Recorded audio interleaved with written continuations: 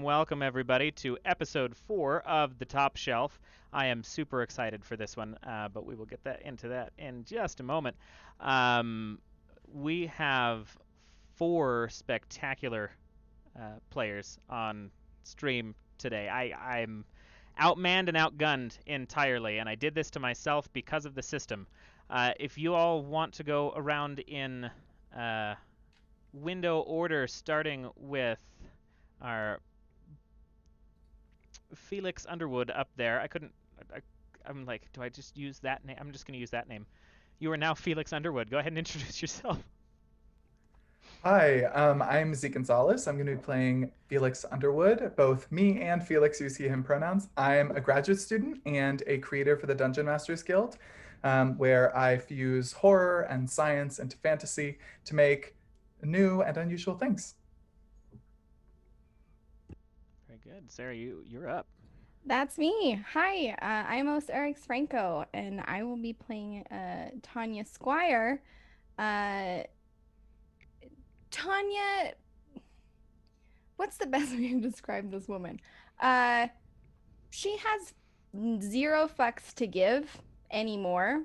Like, the only thing she cares about is getting her spot on the bus and her bucket list of seeing all 50 states in a Winnebago. That's all she cares about. There you go.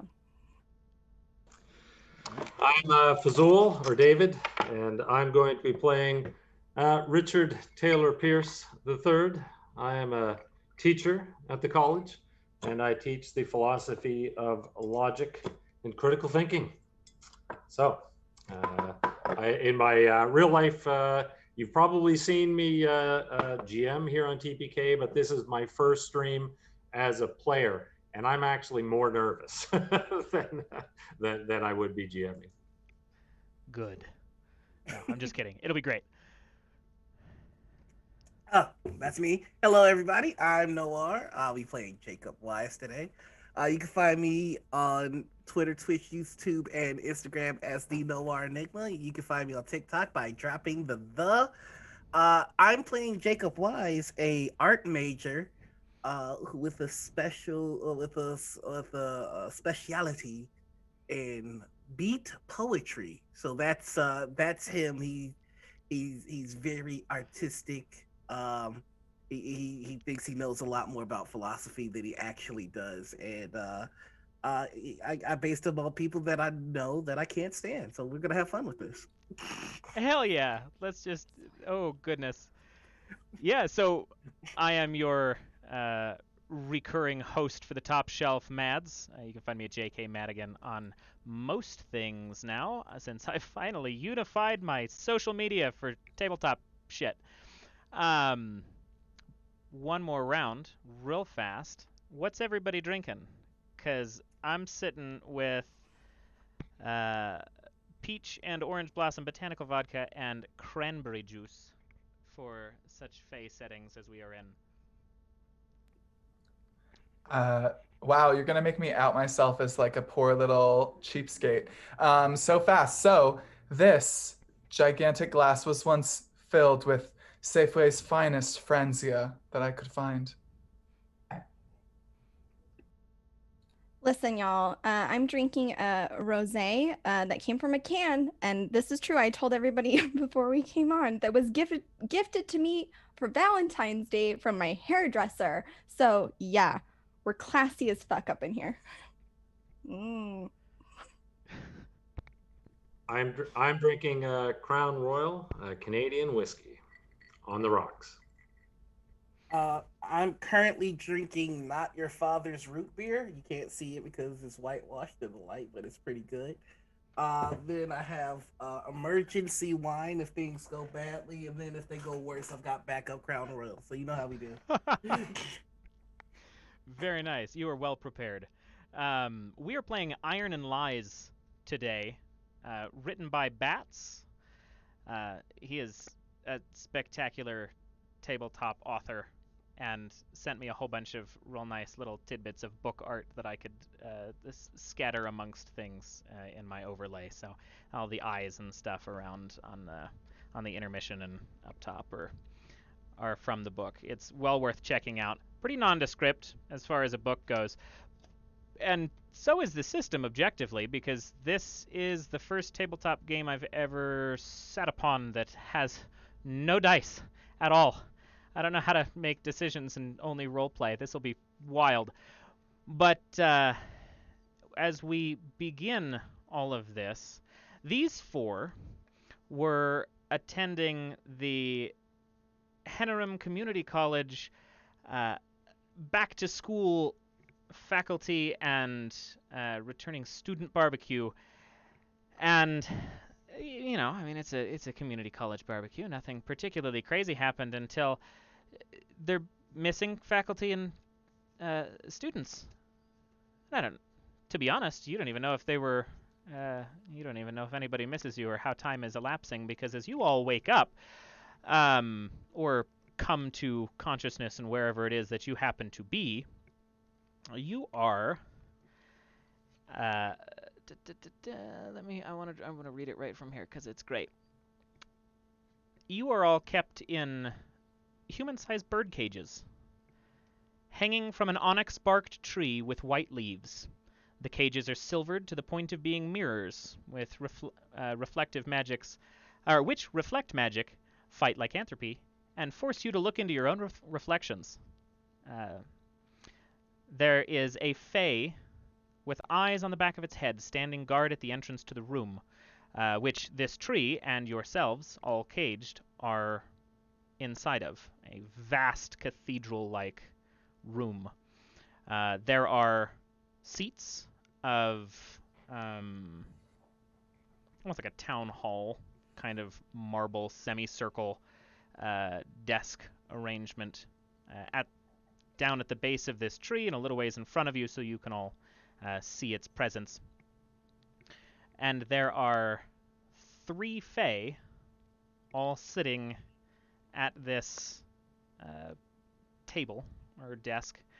I'm just kind of rifling through parchment, and they stare up at the 4 of you and go back to what they're doing. And there are 2 other individuals kind of hanging from the trees in other cages. These appear to be they're not human. You're not sure what sort of fae either of them are, but all of the fae here look a little bit different. One of the sitting members of this 3-person house is a pixie, and there is a changeling, and there is also, if I can recall what they are called.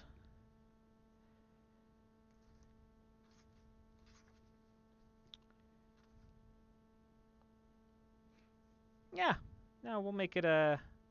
We'll just go classic. We got a real tall, slender elf right in the center, and then kind of an insectoid pixie on the left, and then this young, probably visually 12-year-old changeling sitting on the right, as they're all kind of discussing quietly amongst themselves, with the guard at the door on the far side. Beyond that, there's nothing else really in the room.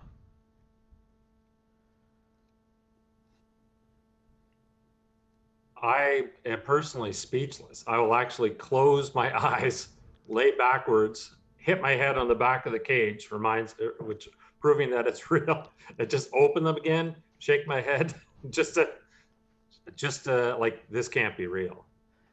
I recognize some of the folks in the cage? Yeah, you would recognize these 3. Yeah. Actually, are both of you, Jacob and Felix, are you returning students? Yes. And Tonya, where do you work?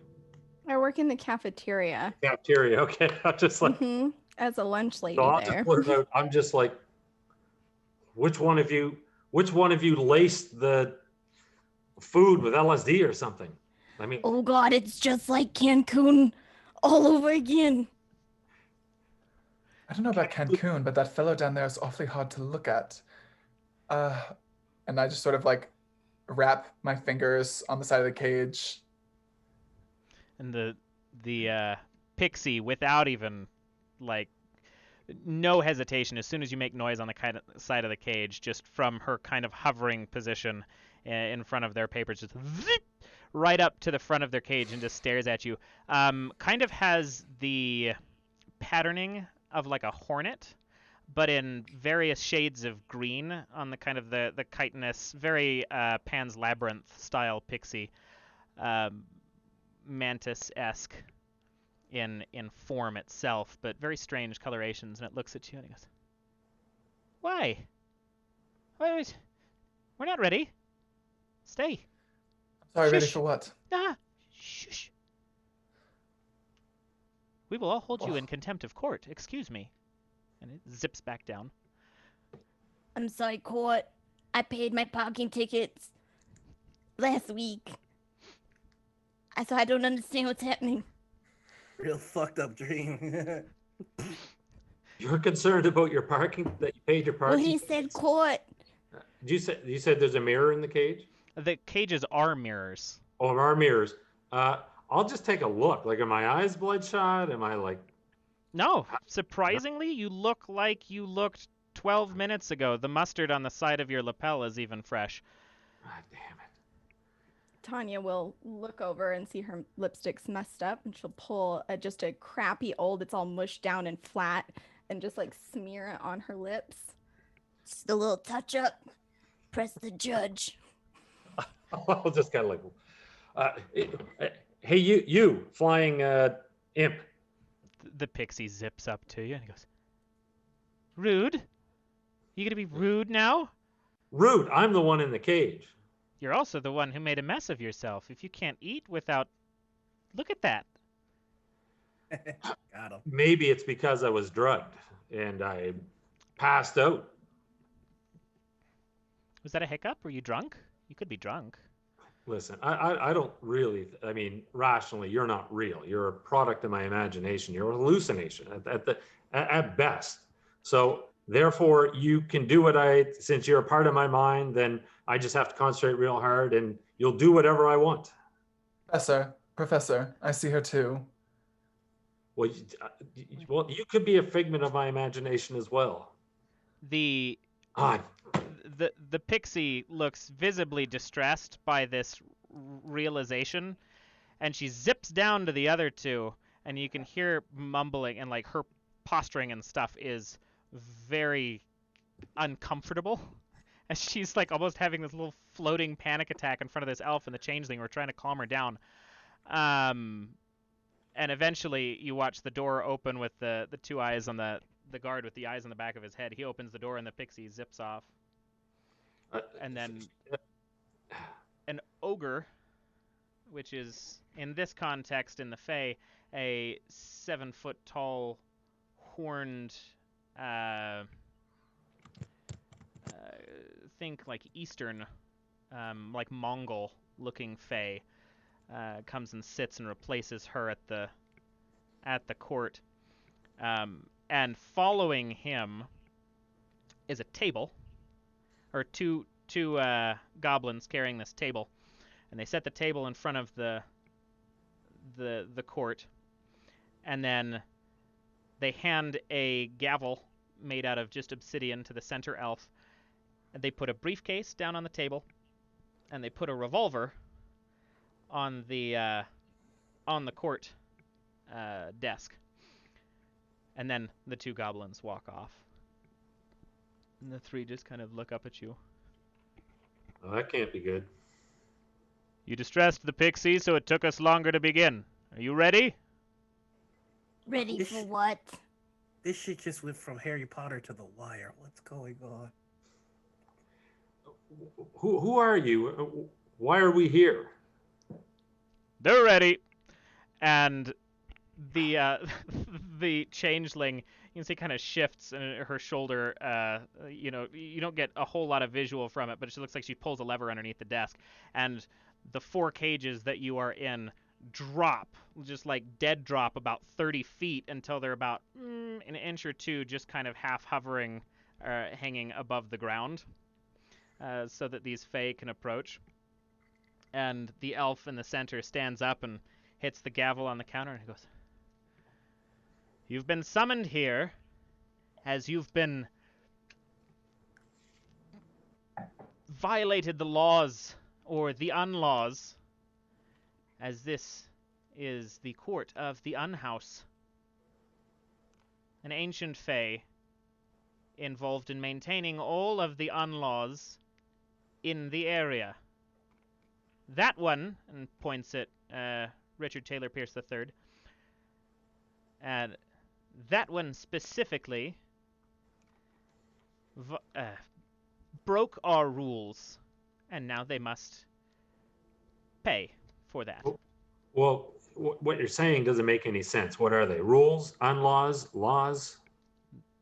Correct. Dinko's just gonna raise his hand. The elf will stop and turn and look at you. Yes? Are we being tried together or separately? Good question. That's a good question, because I absolutely paid my parking tickets, and I don't know what Charles Fay has that he wants from me. I don't understand. I don't know these people. I've never met them. You absolutely have met me. You get the tuna fish sandwich every Tuesday. And you never put enough cheese on it. I don't know her. Well, if you want to be tried separately, then that sounds like you're volunteering to go first. You're all being tried together. Ah! The one with the mustard stain is guilty of unpossession, and the other 3 of you by proxy are all guilty of unavoidance. You mean We that can I'm avoid it now. not possessing something? If I break out and run, Correct. is that avoiding? I'm sorry. I would like my lawyer now, please. Yeah, that's actually. I've seen enough Law and Order to know that you don't say shit until they give you a lawyer. I would like my unlawyer. You gotta pick up on the lingo. The changeling looks at you and like kind of leans over and looks at the elf and he goes, "Nobody's ever asked for the unlawyer. I'll turn to. I'll go get him." And the changeling kind of like wide-eyed just kind of walks off. But wouldn't an unlawyer be no lawyer at all? Wouldn't an uncourt be no court at all? Or But somebody here we are. qualified? What is happening? The ogre is just smiling at this whole interaction.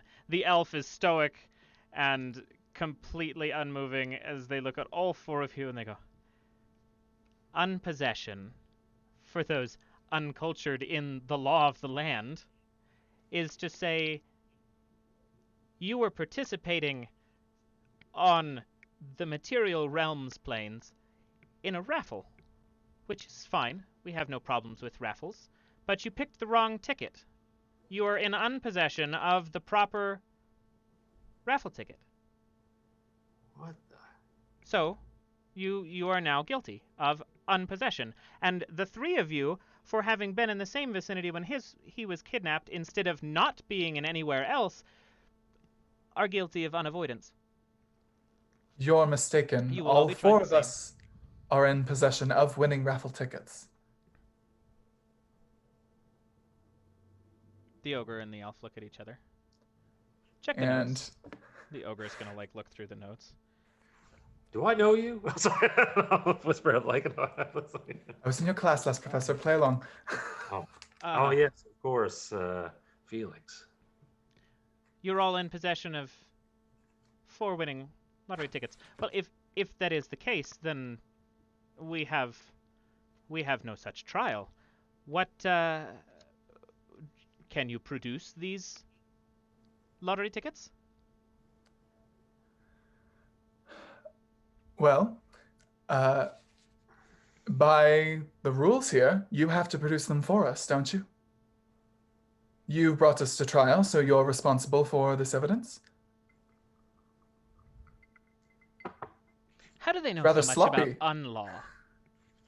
These usually go easier. Agreed. Where's my I'll go. unlawyer? I'll go find. Your unlawyer's already present. He arrived moments ago. And the ogre walks off, leaving only the elf left in the room as well as the guard. And I told you, an unlawyer means no lawyer at all. My girlfriend told me to pay for the parking tickets online. I think that's what's happened. I think the system got all weird. Tanya, isn't it? You It's do understand? Tonya. You understand Tonya. we're not at the Tonya DMV. Hardy. We're not at the DMV, right? You know that. Well, I don't know. It's been a while. When's the last time you were at the DMV? She Well, makes an excellent point. Well, no, she doesn't actually, because Is it incredibly difficult? Are the attendants very rude? DMV I think this has might be the DMV. Let me try some logic on you. The DMV does not have ogres. Since there is an ogre present, this is not the DMV. I don't know. Last time I went to the DMV, I'm pretty sure I saw an ogre too. All right. So it sounds like we're free to go. Or wake up, or... no, you have to wait for him to come back. And Hey, what's the gun Jack? for? what do you mean? What's the gun for? Yeah, what's that revolver for? The Man. It's in the gun. we don't talk about the gun. The gun is fine. But we're talking about it though, so you just broke your own rules. We are- I'll see you in uncourt. We are now talking about the gun. Why do you want to know about the gun? I mean, it's a gun. There's this dude, Cheklov, and And the elf picks up the gun and shoots you. Whoa! So you get hit square in the chest with an old lead ball from like a Peacemaker revolver, and you're still alive, but you can add bleeding and fatigued to your descriptions. I think you're right, Professor. I don't think this is the DMV. I don't know if this is still DMV like. Well, he just committed unmurder. No, He didn't because quite he kill you, wasn't- did he? You don't know everything. Unmurder is not murdering somebody. It's Well, you can't blame me for murdering the trying. wrong person. This sounds like Clearly. that part from The Princess Bride, where Billy Crystal talks to him about them being mostly dead but not dead. You know what I'm talking about? I love that film. Billy Crystal is a wonderful fae. It's a I really We good miss him movie. dearly down here. What's wrong with you people? This guy's man is bleeding. I'm actually going to run over and try and... You in a cage, buddy. Oh, we're in Ugh. Oh, yeah, I forgot. Sorry. Listen, this must be one of my night terrors, and I found the best way is to just wait until it's over. Because if you try to fight it, it only gets worse. Jacob, are you Right? all right? Did somebody just ask me if I'm all right? Yep. I did. Oh, okay. I'm kind of I guess I'm responsible for everyone since I'm the professor. Yeah.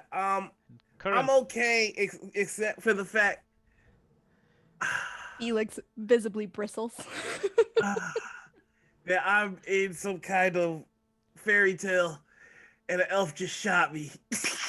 Other than that, Peachy, Can I everything's reach okay. Jacob? Like, if I reach through the bars of my cage, could I reach his cage? you could get close, Ugh. and in theory,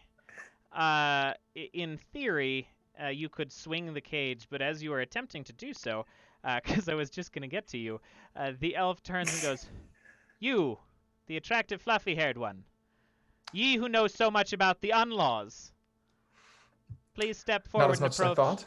approach the briefcase." And Fucking your shot me. your cage opens. I request a moment with my colleagues. Then get after it. Do it.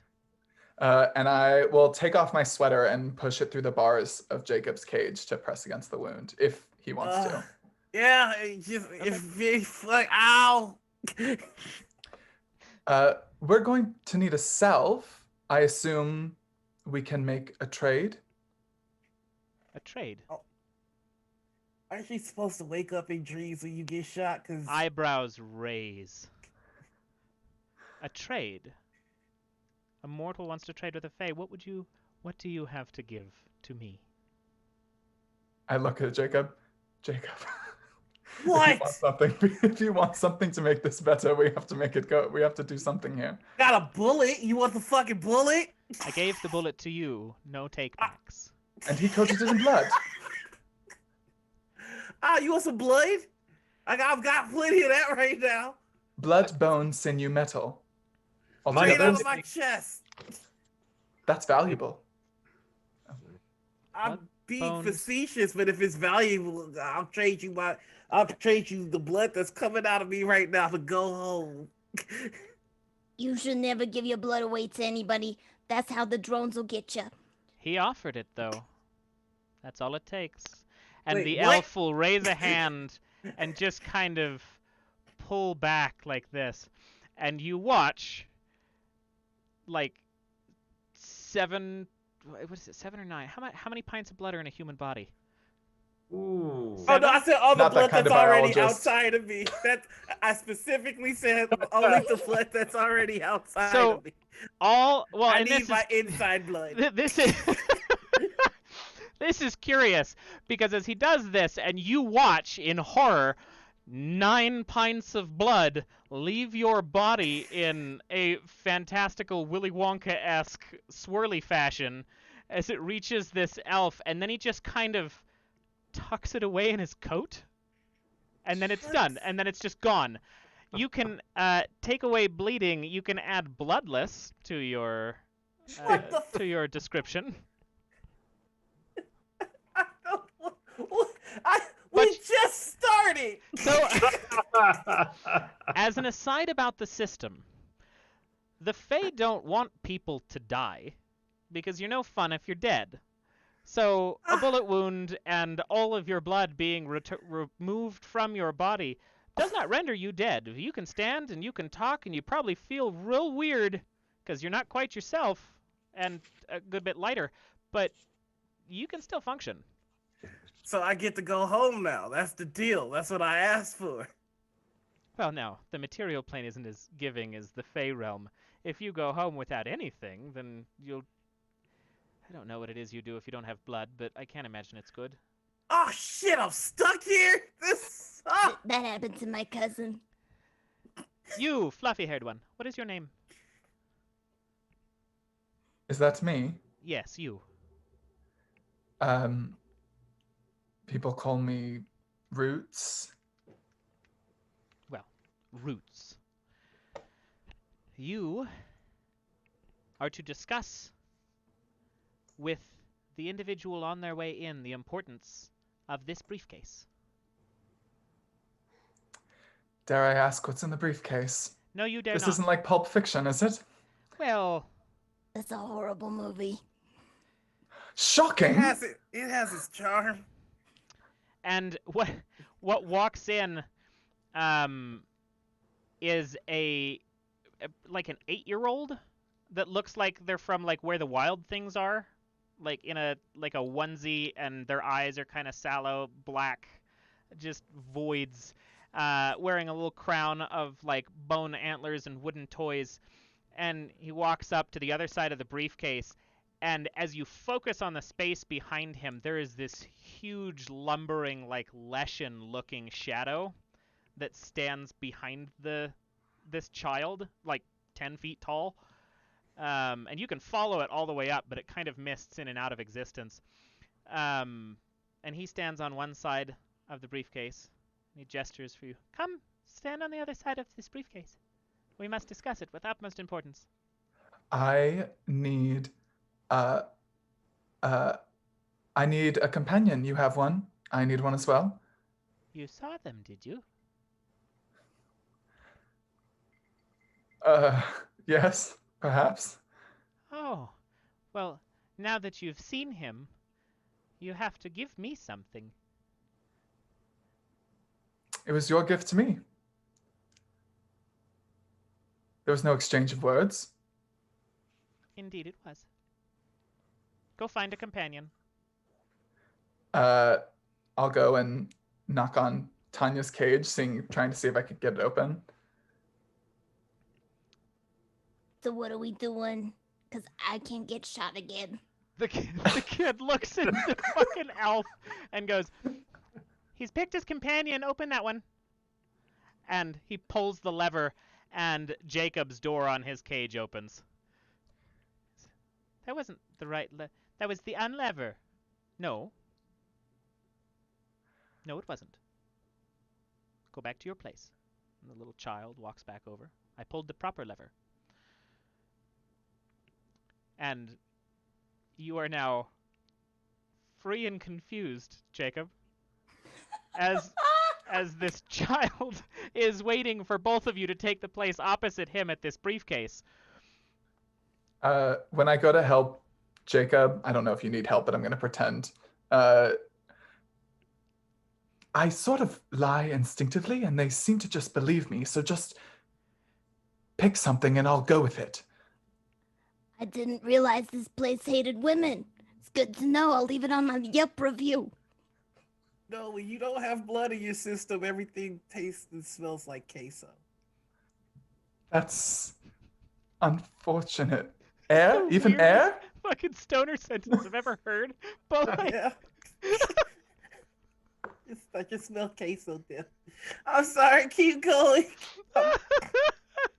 No, that was it. So you step in front of this child, and the elf slams the gavel down on the desk and announces, "The MacGuffin has begun!" And this child with this looming bastard behind him goes, "I don't think either of you could even possibly fathom the importance of what is inside this briefcase. And if you were to know, it would shatter you. But you also need it to leave. What say you?" I just look at Jacob. Now it smells like marmalade. Am I gonna die here?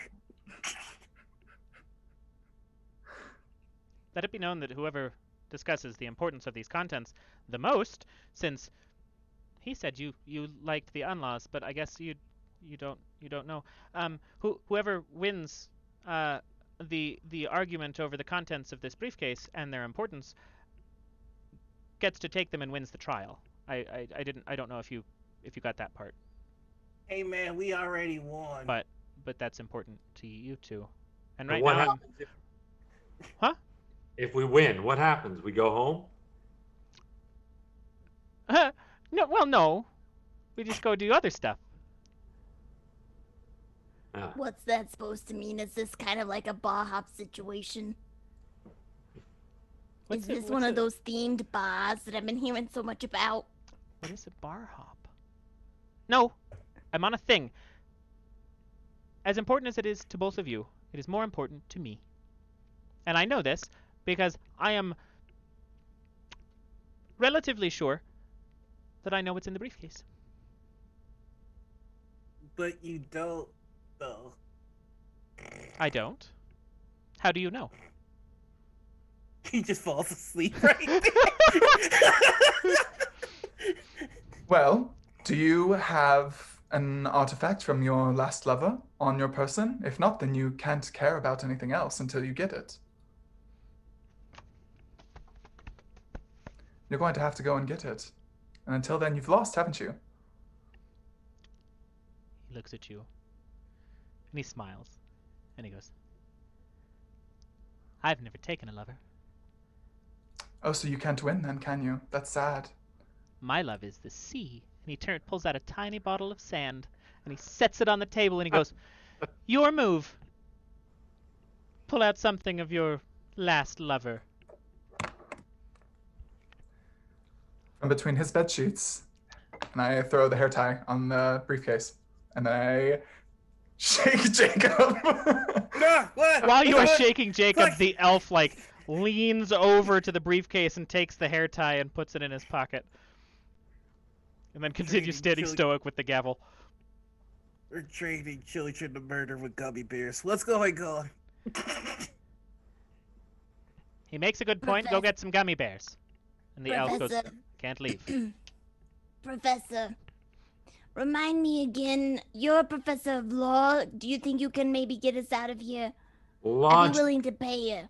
no, logic, not law. And Oh, I'm not sure logic applies here, but Felix, you're gonna have to win this, and you're gonna have to get his blood back. Because I can't believe I'm even saying that, and not just back in a bucket, but in his body. I don't know. I'm starting to feel kind of good. Yeah, That's and probably the most frightening thing you could have said. the kid looks at you two and he goes, oh, don't worry, his back's still in his body. Baby, I'm dry. Felix, you seem to have the better handle on this than the rest of us. I'm still trying to figure out what's real and what's not. I mean, you're gonna need to win this, whatever you need to do. It But sounds he can't like win it this- because it's most important to me. So let's lay the ground rules. You do not know what's in the case. You just think you know. I'm mostly sure I know. this. Well, do you have any information that would this not supposed to be a fair competition, a fair trial? It is a fair trial. It's an unfair trial. Well then, Felix should know absolutely everything that you should know, right? Otherwise it wouldn't be fair. You are absolutely right. Felix, since that is your name, and thank you for that, can you please come here? Sorry. I politely decline. Well, but you can't decline, because he said that you have to know everything that I know, and if you decline, that means he was lying. He said nothing about my position in this room. Are you... Is... I take the sand. The kid looks at you and he goes, I didn't give that to you. I was trying to give you other things. That was rude. It was reciprocal. If it was rude, it was reciprocally rude. And you're the hosts here, aren't you? it's like one of those fancy parties where you show up and you switch personal items, you put them on the table, and then everybody takes each other's things. Well, don't they call that the white rhinoceros or something? My cousin goes to a lot of those parties. It's unfortunate she's cousins? not here. How many cousins do you have, Tonya? Or is this all one woman? I have 3. The elf, upon watching this whole thing and the confusion of the kid, looks at the 4 of you, raises his gavel high, and he goes, with the power of me being high judge of the unhouse of the unhouse, you've all confused me. Thank you. I now call a cliffhanger to be in session. And he slams the gavel down, and him and the child and the person with the eyes in the back of their head just kind of set their things down and walk out. Go ahead. Does cliffhanger mean intermission? Probably. I think I figured out how this works, though. This is basically a rap battle. You just have to brag. None of it has to. It's definitely not like Law and Order. Where's the lawyers? They always say those fancy lines that convinces everybody to their side and it makes you feel feelings. Somehow, I think the only defense here would be the Chewbacca defense or something. I don't know. It's the only thing that makes sense. The what? Never mind. Hey, you guys ever hear of Phantom Limb? Phantom Limb, yeah. Yeah, I think I got that with my blood. I miss my blood. Is that like that Star Wars movie with the Chewbacca? Yeah, but it was on something else. One of So, oh, go ahead. yeah, the Felix, can you figure out how to open these cages? Yeah, I was going to say, while everyone's chatting, I think I'm trying to figure out these levers, if I can push them and try to get everyone else out of the cages. Okay. It's the empty Capri Sun pouch. It will take you some time, and you accidentally drop one of the folks out of one of the cages that's about 40 feet up. But, yeah, you open all of the cages. Okay, that's one step down. I think we're definitely stronger as a group. I volunteer to be the one that gets Oh, killed. God! Did I just... You woke me up. I've been asleep for a while. He passes back out on the floor. I'll be Tap. noticing these strangers, yeah. The person who just fell from the cage. Yeah. So are we all out of the cages? You four are all now out of the cages. All right. I'm like, ugh. The other thing that fell out, is that a person or a fae? It is... Could have been a human, but they're blue. And also completely hairless. I've seen this before when I went to Vegas. They have that show with the men that are blue. Oh, Hamilton. Oh my god, yeah. I think we might be in Vegas. That would actually explain a lot. Yeah, that would actually. But I'm gonna need to know which one of you proposed to me. Because there's no way in hell we made it all the way to Vegas without one of you proposing. I would be so lucky. I think that might have been me. Felix, listen, you're the only one that seems to be making sense here. I'm just lying. Well, then that seems to make sense here. But this whole idea of trading, they seem to perk right up at the mention of it. What does I mean, maybe we can bribe our way out of here? I have $3, a bottle of sand, my student ID, chapstick, and some keys. Well, we'll just have to pool our items. Does anybody have anything we think we can get Jacob's blood back? I would feel rather guilty if we reappeared at the barbecue and his pale and flaccid corpse was just lying there. I'm pale by melanin. I have an idea. 1 second. And Tonya will walk up to the table and kind of awkwardly like, hello, order in this court. I need to speak to someone. I can't believe they don't have a bell. This is most definitely not the DMV. As you're slamming on this little table, much like the little stone blocks, the cobbles of David Bowie's Labyrinth, a little pixie just kind of lifts his way out of one of the latches, or one of the hatches, in the table that you're slamming on. Hey!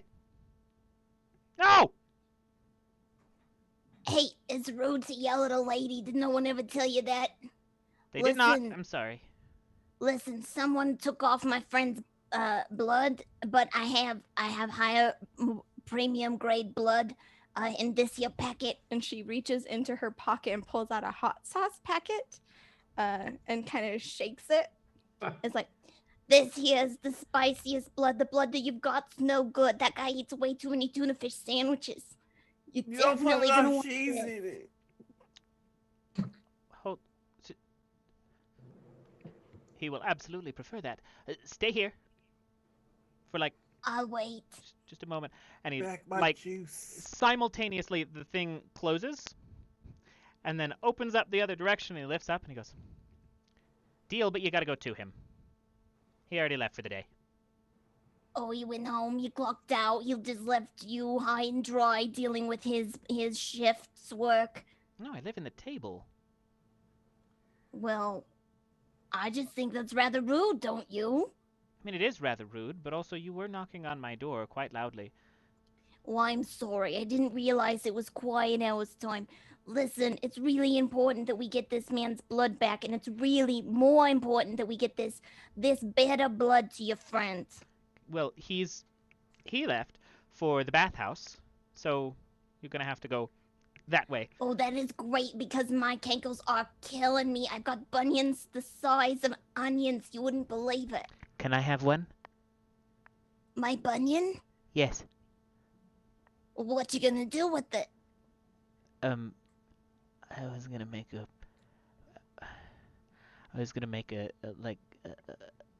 ottoman. An ottoman? Yeah, just Well, like I have a to little tell one. you that The texture on the bunion might ruin your feng shui, but if you want it, you're free to take it. It's much better than Consider it a enriched tip. dough. Deal. Leave it here. People are into foot Pop- stuff. Pop them feets up here, and I'll take them from you. Wait a minute. What will you give for them? You Now, should she do it said for they me. were a tip. You can't take back what you've said the first.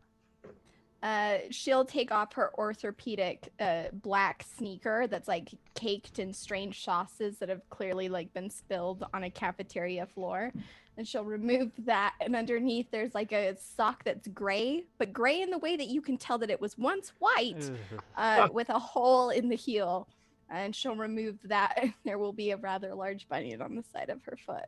Okay. He just kind of steps out of his home, and he looks at your foot, and just like you were shoveling snow, like with your arms, like out of a snowbank, he just kind of does that and just kind of rakes the side of your foot, and it just slides away. And he just kind of like scoops it into his house and walks off. But as he's leaving, Dearie, I'm sorry, what's your name? It's Bunyan now. Well, listen, Bunyan. I'm gonna need your contact information because my mother will absolutely love this level of service. What was your name? Does it matter? It does. To me. Oh, to you? Well, you can call me Shonda. Did your mother call you Shonda? She didn't. Did anybody who knew your mother call you Shonda? Who's to say? I can work with that. I'll find her. And then he just slides into his door. she'll turn around and check. It sounds like we're going to a bathhouse, which is great. I didn't realize that this was actually a themed spa. I really thought it was a bar, but hopefully they've got those fancy custom drinks. I think a mud bath could do all of us some good. Oh, I love those. I do love those. As soon as I get up, I'm very tired. I could go for a blood bath. I'll turn to this person who I don't know, this possibly human, possibly not, and I'm like, who are you? Why are you on trial? I didn't even think I was on... I might have been on trial. It's been a while. Do you know? Well, yes, you're in the court of the unhouse. Oh, that's why I came here. I was trying to go home. Do you know how to get out? You have to earn the favor of one of the archfae. Which one was that? Oh, you haven't met any of them yet. And how did that one elf offer Jacob freedom for blood? Oh, all fae can do most things. It's a scary place. It's why I'm blue. I still don't know what I got from my blood. So the blood's in the elf's coat. Yep. That means we need to somehow either steal the coat, make a trade for the coat, or get the coat, get him to take the coat off, and then somebody pick his pocket. I've already offered this. And she'll hold up the hot sauce Oh packet yeah, the and hot shake sauce, yeah, it. of course. Well, okay. Well, let's head to the bathhouse. Wait a second. It's a bathhouse, right? If the hot That's sauce what they said. well, that means he's got to take his coat off. So if the hot sauce doesn't fly, We can just seal the coat. Just like what happened to me that one time at Olive Garden. Can I ask you all a question? Yeah, sweetie. Does anybody have experience taking blood from a coat and putting it back in a human body? well, no, but The hairless blue man on the floor looks up at the four of you and he goes, "If you're going to the bathhouse, you can get out from... There's one of the archfae runs it. Lives in the penthouse at the top. Many floors. Also, iron. Find some. And he just like passes back out again. Iron. Maybe it's like gold here. Tonya starts noticeably like feeling.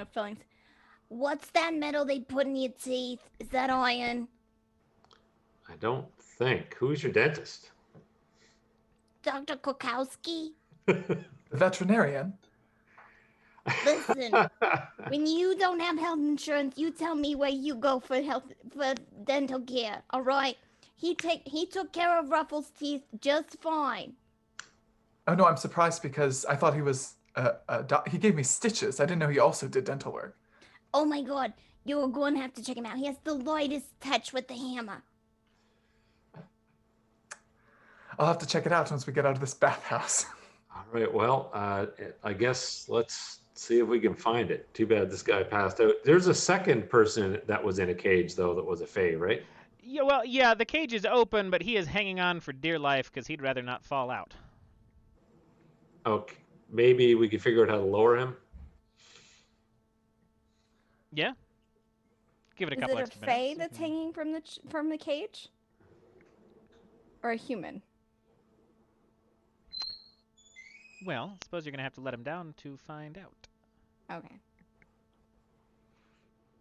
These Are you- levers, if you want to let him down, some of these levers were how we all got down and out, so. So yeah, if you take a minute, if you would like to, and lower the cage. In the transitional period between the cage being way up there and on the ground, the person, which is like a humanoid form, 6 feet-ish, you can watch him just kind of vanish as he gets to the ground. Until once it touches the ground, you look and there is just a frog just sitting in the center of the cage. Stomach distended and in pain because the thing in him appears to be too big for the size of the frog that he is. Remind anybody else of an axe? I don't know what to say. Well, this is the weirdest fucking take on this fairy tale. They keep remaking those movies, you know, where they live cast them. Absolutely no taste, yes. This one's weird. All right, I was hoping. Honey, are you all right? She say to the frog. The frog looks at you, and you watch the like bellows of the frog puff up, and he goes to ribbit. And as he ribbits, you hear a no, and then the thing that was in him that was too big is like a turkey's wishbone, and it punctures the edge of his bellows, and he just pops like a balloon, and confetti goes everywhere, leaving a wishbone in the center of the ground. I'll take this for good luck. And Tonya will 100% pick up that wishbone. I used to do these all the time when I was a kid with my sister, Cynthia. She always got the winning half. It was really unfair. I'm adding a turkey wishbone to my inventory. I'll turn to Felix. Do you think that would actually work? I mean, I don't know. This place is not making any sense. I mean, and I look at Jacob, who's been coming in and out of consciousness. That's like, Man, the cannons, huh? What? all right, let's. I don't know what to do here. I will try and prop Jacob up and can you walk? Listen, we're gonna have to support you. I'll reach around in my pocket. I'll pull out an orange, and I'm like, I don't know. Do you think if he eats this? I don't know. I don't know how this works. I need my juice, not orange. All right. Goodness. Well, let's see if we can find this bathhouse. All right. Are we all in consensus that we're heading off to the bathhouse then? Okay. Yeah. We are going to take a break then. and we're going to do some traveling on intermission. We'll see you at the gates of the bathhouse here in a couple of minutes. We had Jacob take a nap because he was not feeling super nice. But y'all took a little bit of a travel out of this big, grand cathedral of space, which really just housed this tree. There were not really any doors or hallways or much beyond like 10 feet of like arched gazebo walk. As soon as you leave these doors, then you're just kind of out in the woods. But off in the distance, you can see the top of a very eastern Ghibli-esque high-rising bathhouse sticking out of the wood, and you begin making your way that direction. With a purpose, trying to return Jacob's blood. We probably avoid too much conflict in the wood and just kind of keep to yourselves, but arriving at this building, it is like a 4 or 5 story building that it just towers in size, with the top 2 floors looking to be the same floor but just with grandiose height to them.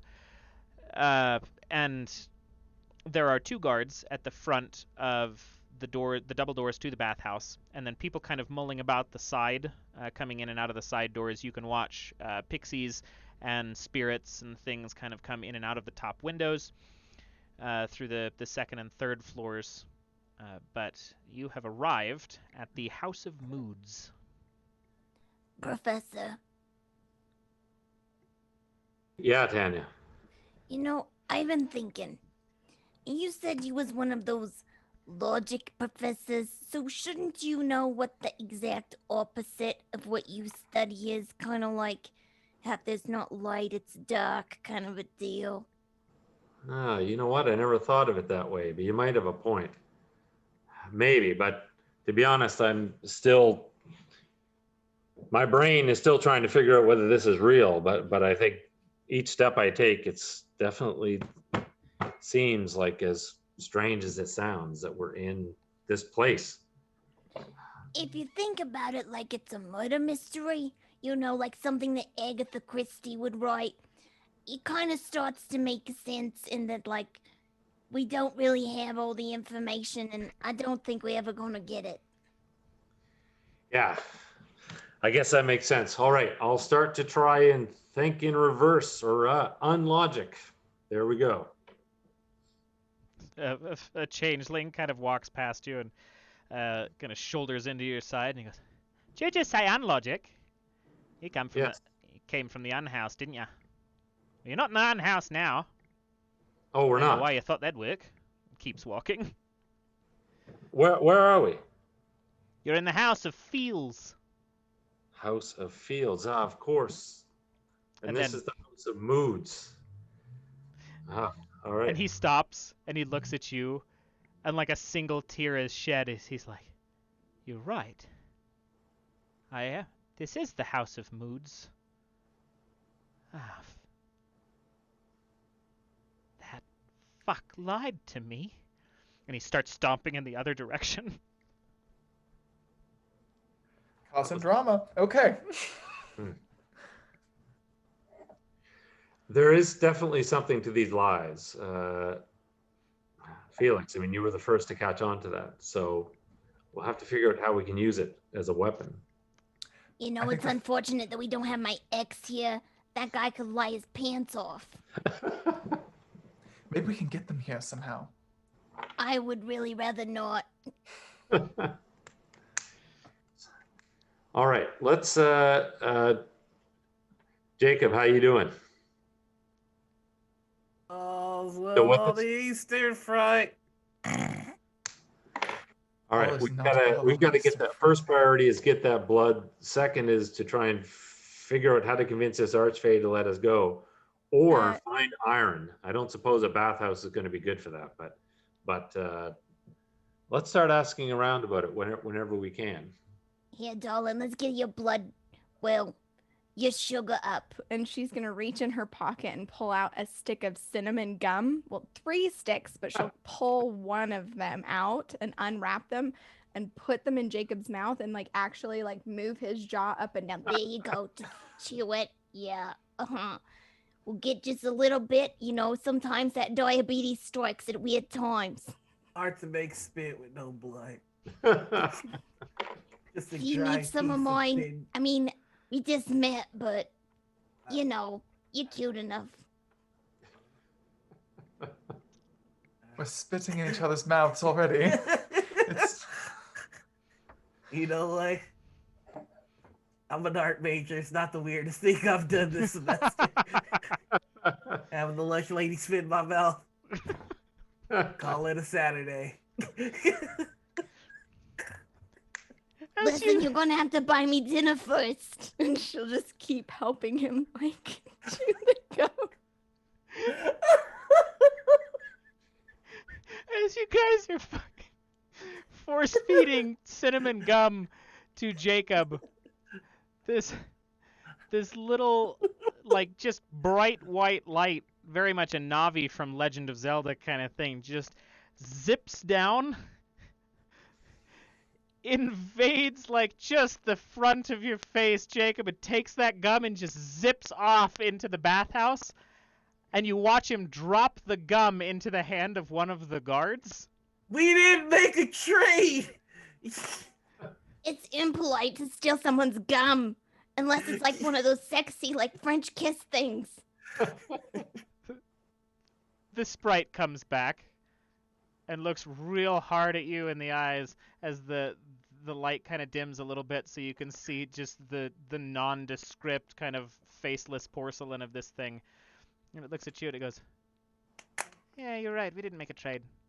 What you want?" That was rude. I want you already took something from me, so I get to choose what I want. That sounds about right. I want your wings. Okay. What? So he, the pixie lands on your shoulder Mm-hmm. and just kind of drags the wings off of their back Uh-huh. and just slaps them to your temples. That sucks. They don't get bigger. They're functional. You can move them like wings, but you got face wings. Sure, Jacob, how this helps us. I'll say. I got sick ass eyebrows that can flutter. That's how I'm playing this. What does the entrance to the bathhouse look like? Can we just walk it? Or is there a guard? You yeah. said mentioned the guard? Yeah. Yep, double doors, 2 guards, one of which is now playing with this gum as if somebody handed him one of those like eggs of silly putty. I guess we'll just walk right up. Okay. As you walk up to the 2 of them, they are both more of these ogres, big fellas, kind of Mongolian furs, asymmetrically sized and colored horns as they look down at you. And did you come for work or no? We've come looking for the what was his name? The high was it? I was like, damn it, what was his name? The high judge of the unhouse? Right. We have an appointment I see. And what is your appointment on? to meet with him. Right. No, we got that part. About what? The trial, the untrial, and unlawyers. Also, how is that any of your Other fun business? stuff. We're the guards. We got to make sure that it's not too businessy. This is a But it's bathhouse. not your trial. But it is business, and we don't let business in the bathhouse. We'll just simply have to make a trade. Entrance in return for something. We'll give you something to let us in. Oh, we can get behind that. Yep, I can do that. And they kind of right themselves, and they look at the 4 of you. And they go, I'll ruffle through my pockets. Has anyone got anything that would be appealing to an ogre? No, they have to go first. They have to make their offer. Oh, all right. Yep, that we do.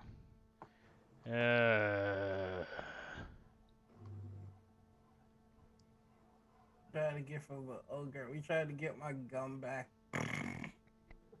Felix, I like your gumption. I want it. You can have gum. No, It's he's half already the got word, gum. so And it's the other twice as guy's just valuable. like playing with the cinnamon gum between his fingers. Well, can't you share? I'll trade you wings. You want wings? Yeah, you got bigger ones.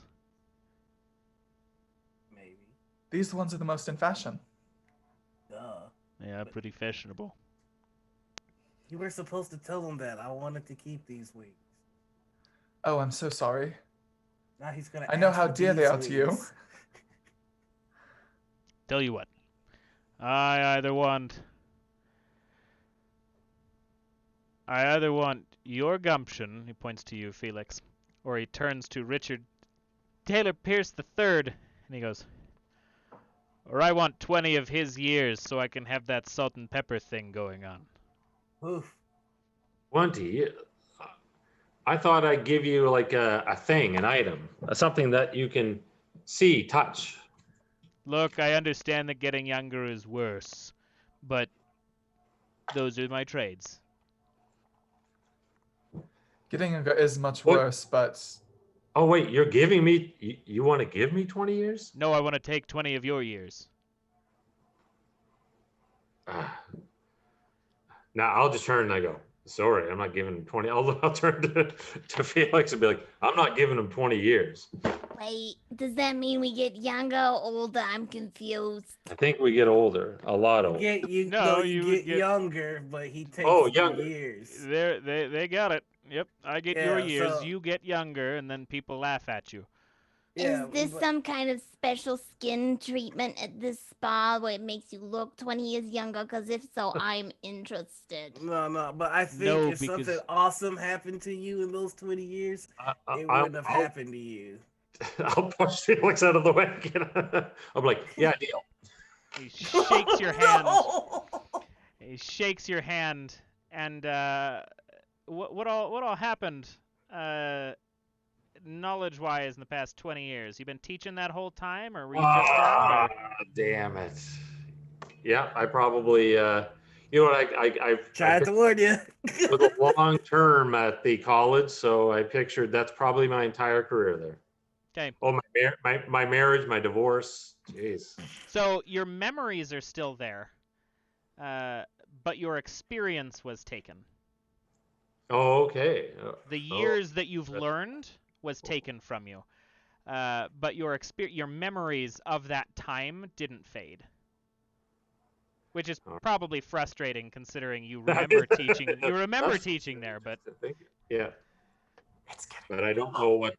But I couldn't teach it if I tried right now. Yep. I'm just like, I'll stagger back and just be like,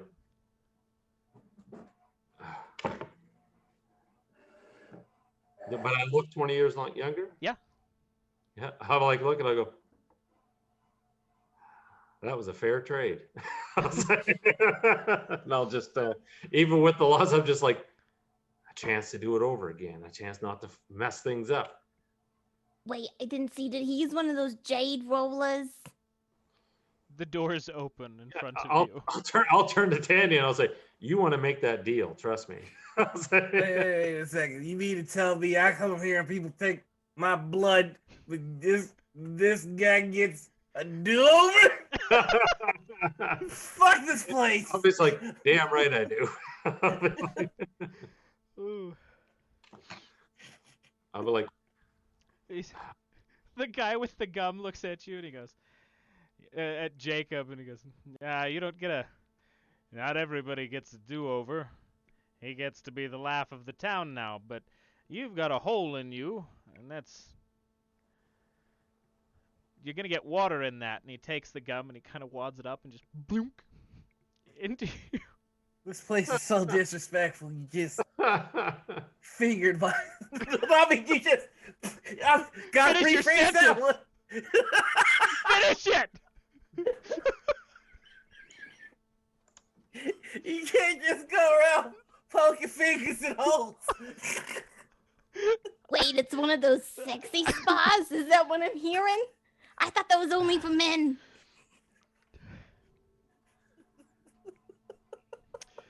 Oh, God. The doors are in front of you. They are open, and the inside smells of salts and lavender and a good number of other decadent floral and rooty aromas coming from presumably oils in the waters.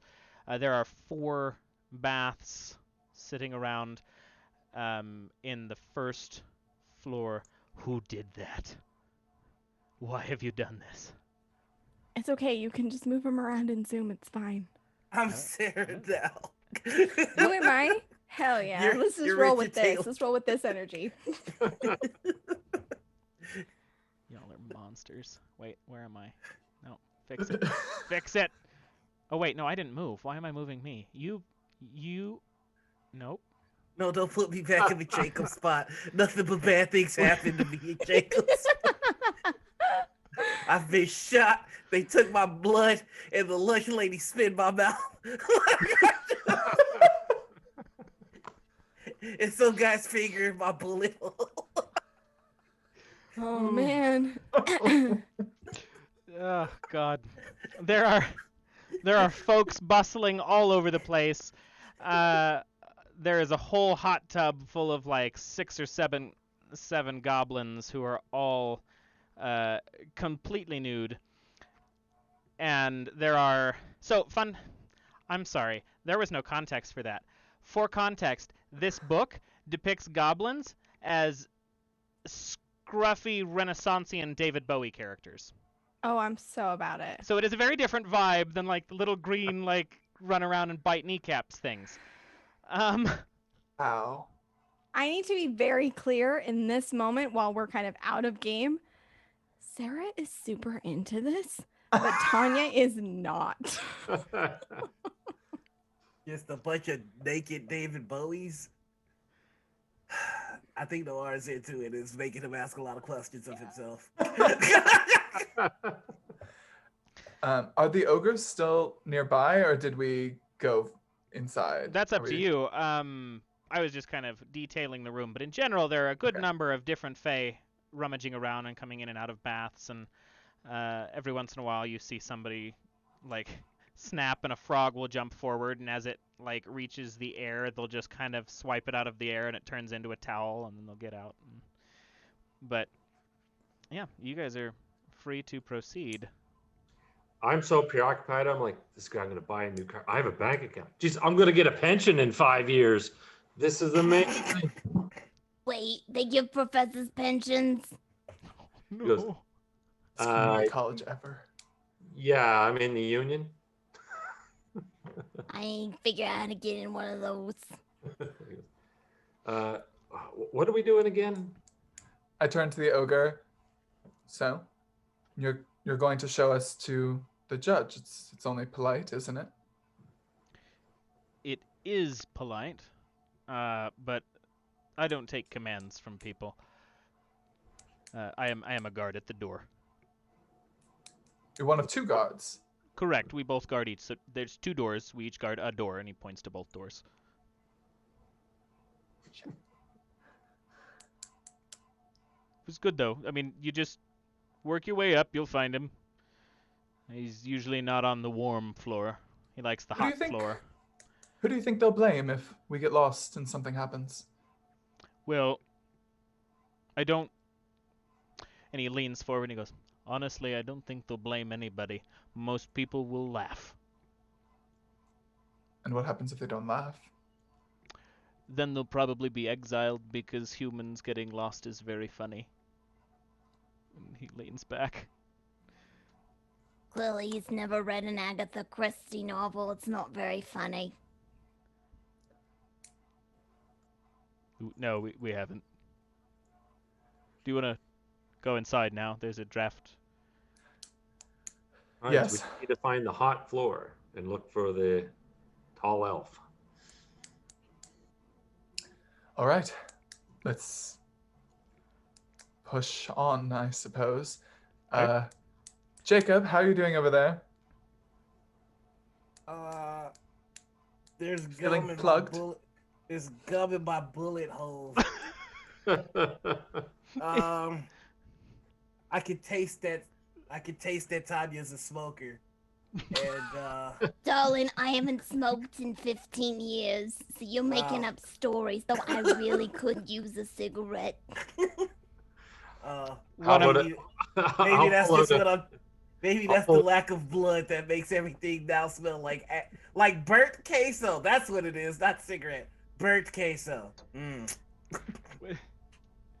were saying something. Oh, I'll hand Tanya a cigarello. Here. Oh, I couldn't possibly. Once I start again, the doctor said that it was gonna be straight into the coffin. So, you know, that's what got Cynthia. So I gotta be really careful. But know, I appreciate it, Professor. You really should have made that deal. I'll say. Listen, well, I had to think about it, and before I did, you'd already rushed forward. What a gentleman. Tanya, I think you can have one cigarette. Because I don't have any blood. That actually is logical. I'll say. What? Way. So One of You the know what, Tuna Kid? You make a good point. Professor, I will actually take that. all right, I'll hand it to you. one she of takes it. I'll take out a match. Oh, she has a lighter. Oh, okay, all right. She carries around because of the habit of smoking. Oh, She okay. Tanya likes the idea that she could begin to smoke again at any time, like that's within her control, but she kind of like lives on that edge of, but no, I'm choosing not to, but I could. I'm choosing not to. Now, do me a favor. I don't know whether you have to pretend or not, but make it like that's the best cigarello that you've ever had, because I'm wondering if we can make these as we go through this place, these folks jealous or envious. that Oh, you trust have me, to take darling. This is gonna be the best cigarello I've had in some time. She'll take it and light it up, and just take a long draw and puffing from it. And you'll watch as like color returns to her cheeks a little bit, and she just breathes out. Oh, Lord. If I die today, I die happy. Take another puff. one of the goblins is gonna stand up from the hot tub and step out and kind of take a wave towards one of these various, like the place is just filled with small animals, and one of the squirrels comes kind of running over, and he snaps, and the squirrel leaps towards him, and then just kind of basically is polymorphed into this set of like light brown like leather trousers and a tunic and everything, and he kind of just steps in stride as he walks towards the four of you, and he goes, "That looks delightful. What is that?" Oh, honey. This is the finest thing I've had in 15 years. The only thing that I've seen smoked like that is the dragon upstairs. But that, if I could do that, what do you want? What do I want? Well, that's a big question, baby. She takes another long pull and she eyes this goblin up and down. I gotta be honest, you're not really my type. What is your type? I like him big and strong, you know, the kind of man that makes you think you can build a house out of, like, logs or something, just out in the woods with the bare hands. And he gestures over to Felix, and he goes, "Not like that fellow, then." Give him some weights and probably 5 years of hard life experience and we'll talk. Turns Sounds like we have the to same taste, though. turns to Richard Taylor Pierce III and he goes, "And him? Your opinions?" Nah, What will you he's give us for them? alright. Wait, are you trying to trade me? Turns to Jacob and points and he goes, "And that fellow? It's rude to point, you dick. It's rude to have a hole filled with gum in a public setting." I didn't do it. Somebody fingered my bullet hole, man. Listen, this thing's the only thing that's brought me joy this calendar year, and you're wanting to trade for it. I'll give you a bone. What kind of bone? Well, I see you already have the wishbone. What other kind of bone would you like? That's a good question. going to I have can to think of a decide. kind of bone. Oh, you. And she'll actually like tap his shoulder. You pipe down. This is polite company. Yeah, well, I don't know. I can be polite. I don't have to be, though. Oh, darling, I'm sorry. It's just your face and the general shape of it is completely unappealing to me. I'm sorry. Your mother was probably very nice. And she like taps his cheek. But you just really aren't a looker. I bet you're really good at math, though. What was your what is your name? And he gestures at Jacob. Are you asking me my name? I am asking you your name. You see, he's trying to think, but thinking is very difficult because he's bloodless and fatigued, and he goes, "They call me 50 Cent." Well, 50 Cent. I need you to look just like that for a moment. Tell me, can I give you a kiss?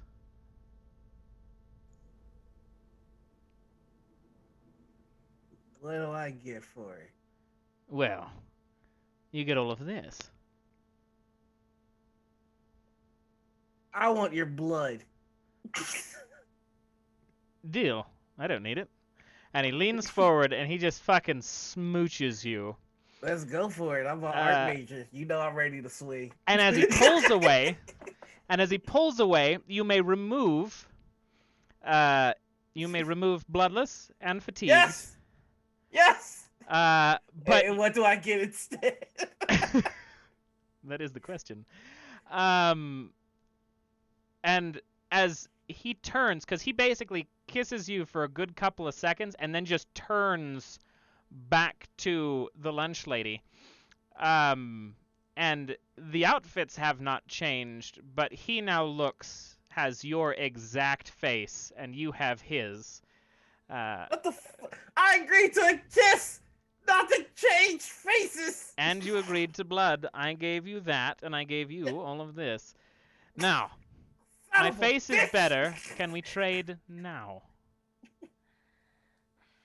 Yeah, but you gotta give that poor kid his face back. Give me my face back. Give all of him back, but he gets to keep your blood. No takes backsies is what I hear. No take backs. How long have you all been in the Fae Wilds? Like 45 minutes. You're all very good at this for only being here for 45 minutes. Stick around. I could use some more hand towels. But I'll give him his face back, and he Yay! turns. You're just getting the life back into you, and leans down, not as interested in a second smooch, and just kind of pecks your forehead. Just kind of pecks your forehead and just like. He's going for the forehead peck. Yep. Grabbing that bad boy. Nah. Welcome to part 2.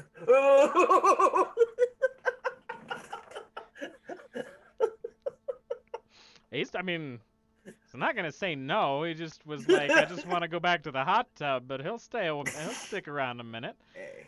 But you have returned your face, and he Yay! has returned his face. He is noticeably paler, but actually perceivably no different than he was before. As he steps back into the hot tub, you have blood in your body. It feels weird. But yeah, you're feeling good again. I got juices back in here. I can make spit again. You Don't never let know them how juice that goose again. It's a good thing you got that gum in your hole, so you're not leaking still. Oh God. Oof. I promise. Tonya will raise her brows at the professor, take one last drag on the cigarette, and hand it over to the David Bowie, blowing the smoke out.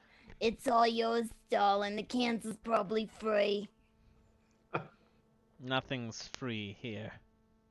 But, tit for tat, I heard you were heading to the hot floor, and he takes a key. He's not wearing clothes anymore, so I was going to say pocket, but he's back in the hot tub, so he takes a key out of the hot tub and hands it over to you.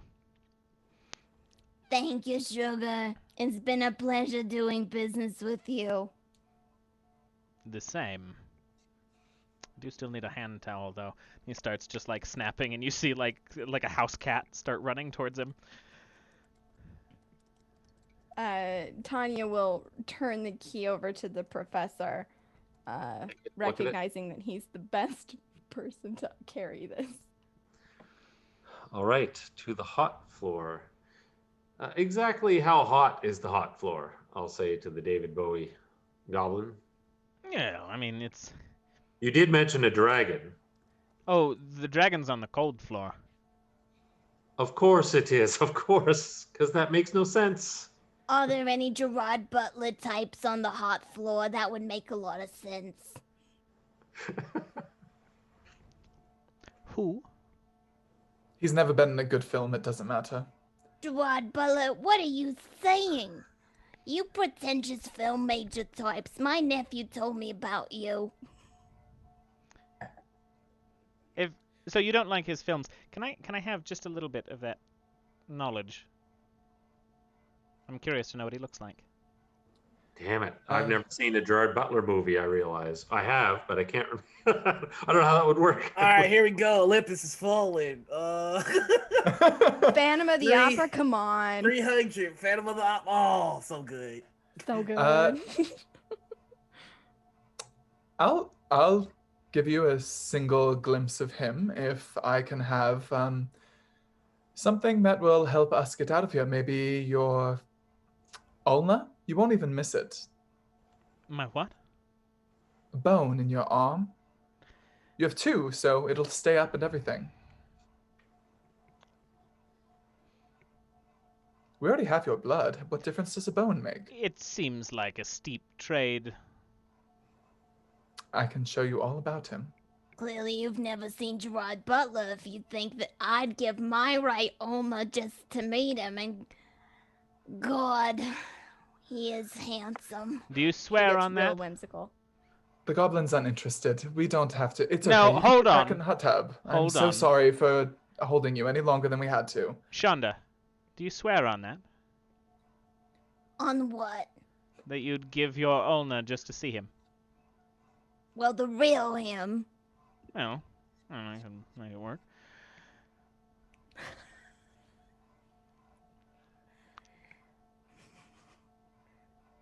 Sure, why not? I can use it as a good story for Bunko Night. Fair enough. I don't know what that is, but it sounds terrible. You can have my ulna, and he reaches into his arm, just kind of like Temple of Doom style, and you hear a pop, and just slides it out of the space as the wound seals up, and he just kind of hands it over to you. Dry and clean and polished, like you would find one in a museum. Didn't think you'd do that. Bones seem valuable here, so I just thought it'd be useful. You've asked.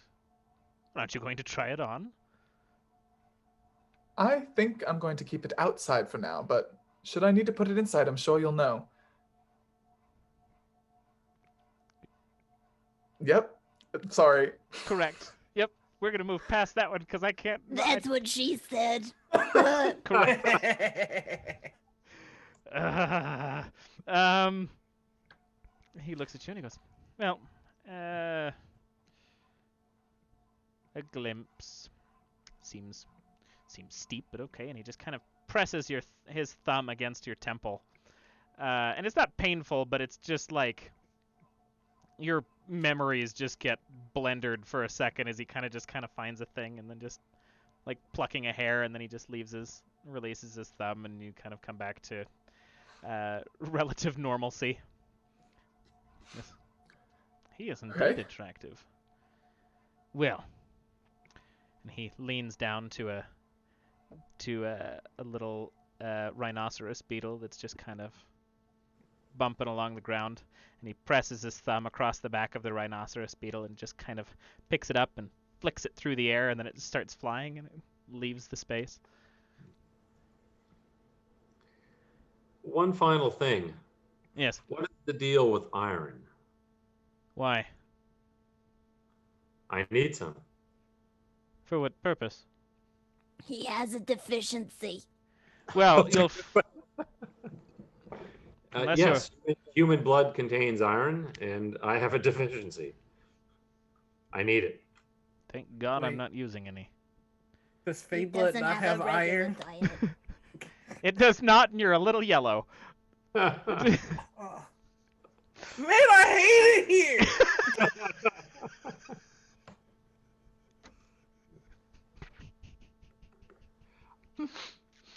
Uh, Have you seen any weapons besides the gun? Do people wear daggers or? the guards had daggers on them, Yep.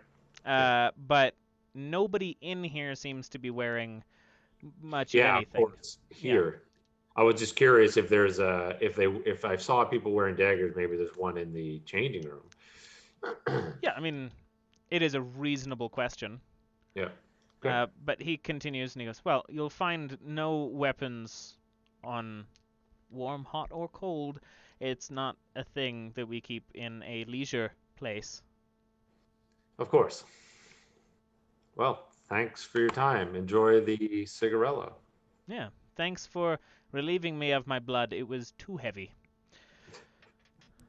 Not heavy with iron, apparently. Fuck. No. So I'll turn God, to Felix. I'll turn to Felix and Tanya. Like, so what are you going to do with these bones? Well, mine has a wish in it, but I'm saving it for later. All right. Well, let's find this. Did he ever answer my question about how hot the hot floor was? I don't He think. did not. But anyway, Nope.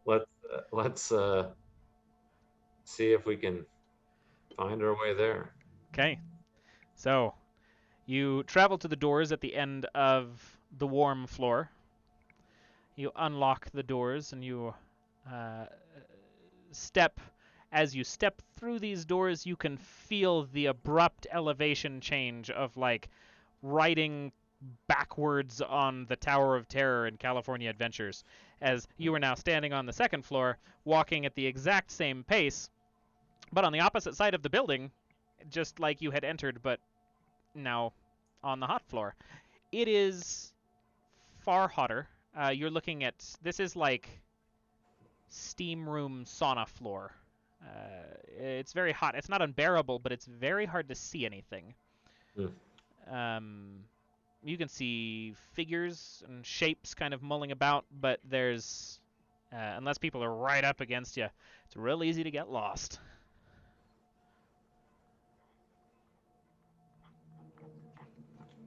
So, do we You think... remember what that coat looked like? Well, yeah. So, did we pass anything that looked like a changing room or a door to a changing room? No, strangely. Well, are there attendants, like people holding towels or anything? No, because people are turning small animals into towels. Oh. You're Do like, we see any small animals that look like they might be coats? That's a good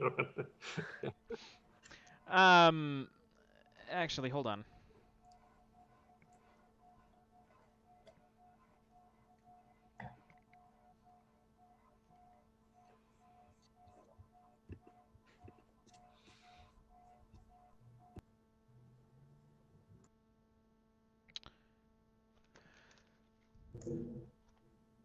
There is a small gray and white tanuki that passes right between your legs and just zips off down into the fog. He looked pretty similar. Tanuki, I have a bone for you. Coat, I have a bone for you. The tanuki presses on, doesn't seem to respond. I'm like, wait. I have a dog biscuit. I'll hold it. Do you actually have a dog biscuit in your inventory? I do in my hand. Yeah, it's in my pocket. Perfect. I have a dog. Perfect. Amazing. So I'll actually Amazing. bring out. All right. So I'll hand it to Felix. So you hand this biscuit off. It's getting a little damp in the sauna, but it also carries the scent. And the tanuki stops and it turns and scampers back up to you. Kind of waits.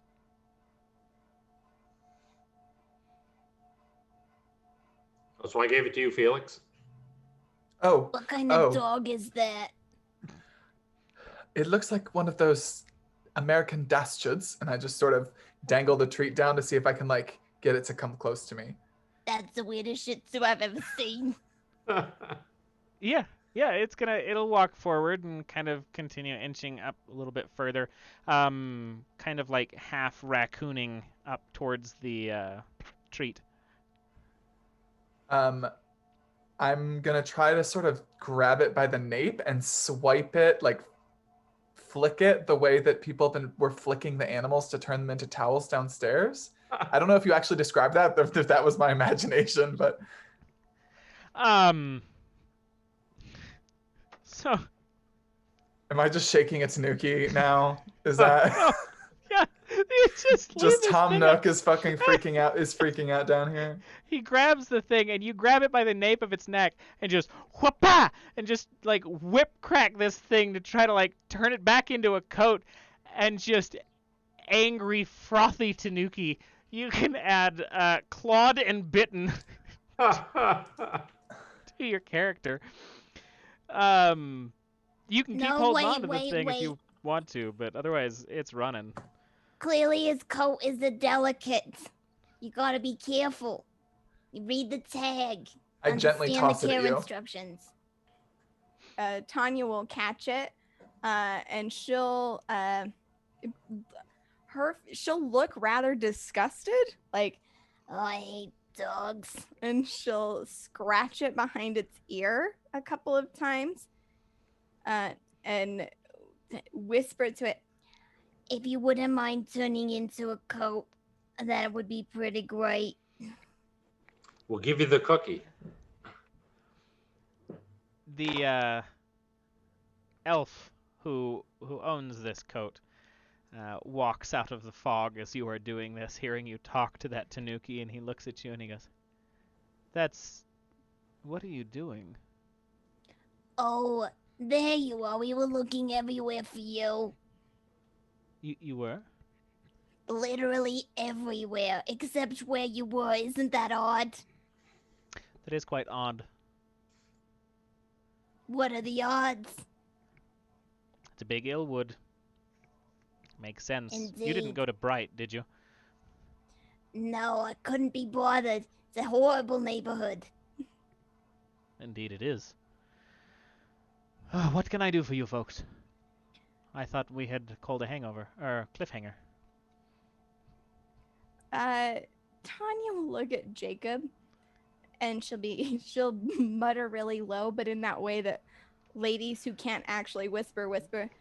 Do you still need your blood, or you content with David Bowie's? I need my blood. I'm turning yellow. It's not right. I don't have Right. any iron, and while I'm not as tired, I'm still pretty fucking tired and really cold. We had to make a trade. The blood that's in his body now for the blood that's in this coat. How about? I'll throw in something to make it spicy. We do have something to spice up the deal just a bit. I'm listening. Tanya will pull He couldn't out possibly this... appreciate it. He's never been to that legendary castle of Taco Bell. It's true. Perhaps his taste is not yet refined enough. It won't mean anything to him. He couldn't possibly value it as much as we do. You're right, This guy Jacob. doesn't What even did know you what have? fourth meal is. Oh, I feel so sad for him. Please, you must explain yourselves. You're giving me a serious case of... Envy? No, FOMO. Oh, FOMO, of course, yeah. Okay, I guess we can let him know, but we can't tell him about the Baja Blast. The what? Nothing. No, you must tell me. Well, listen. See, here's the deal. We need his blood because, you know, it's kind of important, I guess. It's all in all of his medical records. It's a whole thing. But I have something that might spice up the deal if you'll take the blood that's currently in his human form, trade it out for the stuff you took, and then I can, you know, make it worth your while. I'm not interested, but thank you, I think. He's not in. Did you hear that? He's not interested in the finest sauce in all of humanity. I'm sorry. I I thought you were propositioning me. No, Oh, I am no. interested in the sauce, please. She gives a really slow and it almost looks like she's drunk wink. You'd have to buy me dinner for that sauce, sugar. I don't pay for anything, so that wouldn't work. Now, I'll take it. Somebody's gonna have to fish the gum out of that hole, though. It can only go back the way it came out. Not it. The blood, I mean.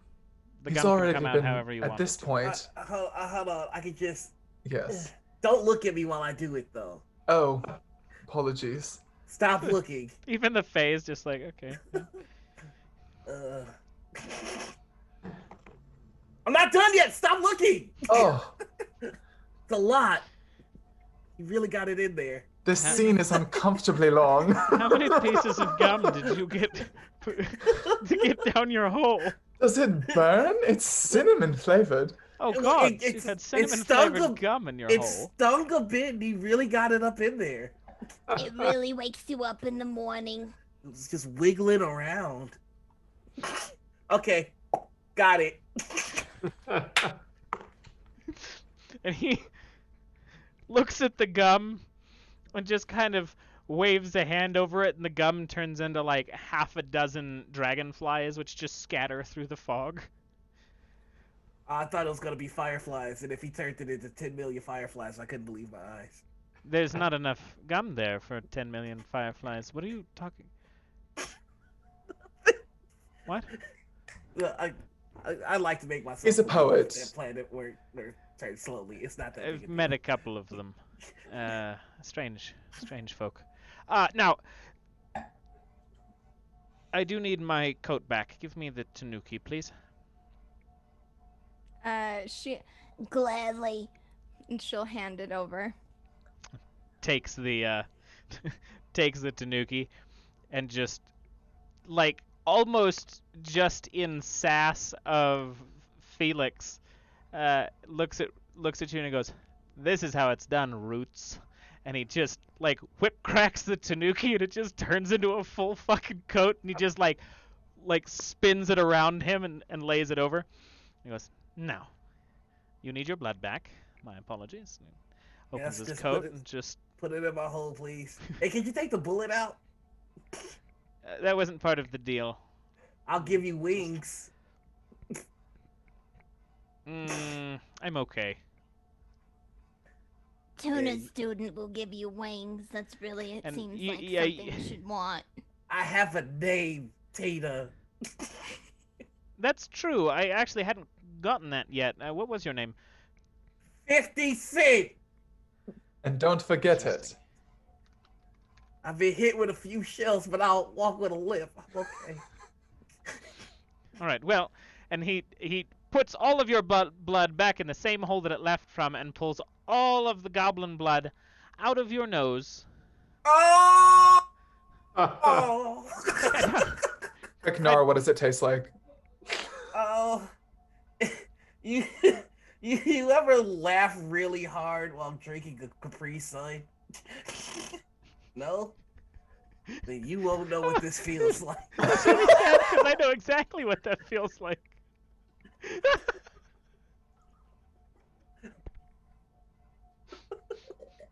Oh, that's just Shocking!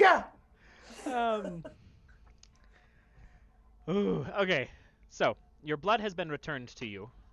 You are pretty much human right now, good. except for, you know, your little head wings. I'm okay with any additions, baby. It's the whole subtraction that was getting me. He looks. Oh, sorry. Oh no, go ahead.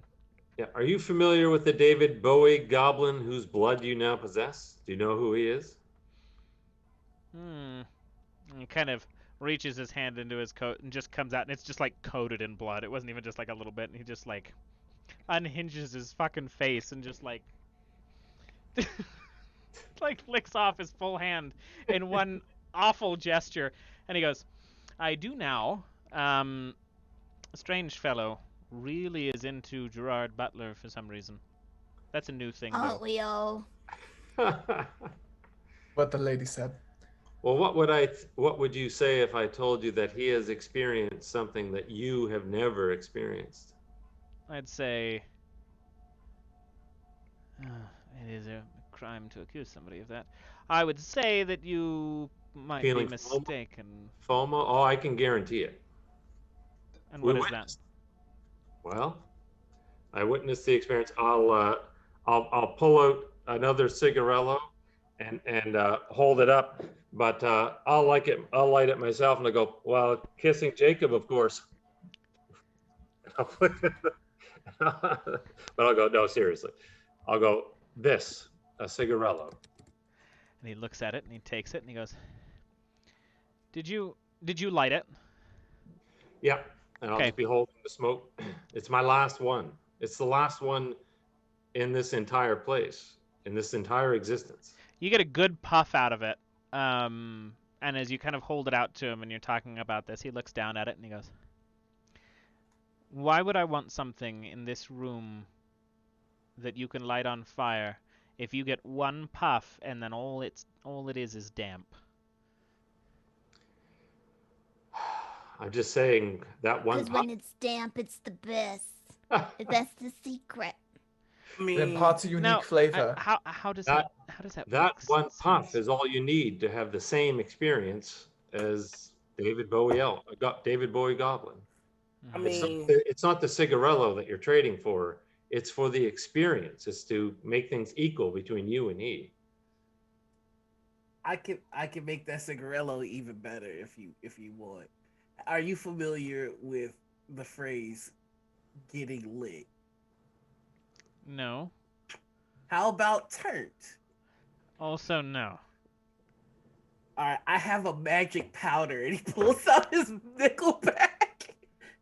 And if I put this in that cigarello, Yes. wings to fly. I don't want to be equal to David Bowie Goblin. I want to be better. Do it. I'll hand Jacob the cigarello.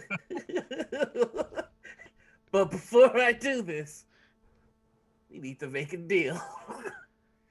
Yes, we do. We want access to the penthouse. Well, you have to go through the cold room to get to the penthouse. I don't want I want your knowledge of this place. Oh, even better. Okay. Of wherever we are, I want to know what you know. Well, I can't be anything less than David Bowie Goblin. So he imparts all of his knowledge of the bathhouse of moods by just planting another smooch right on Jacob.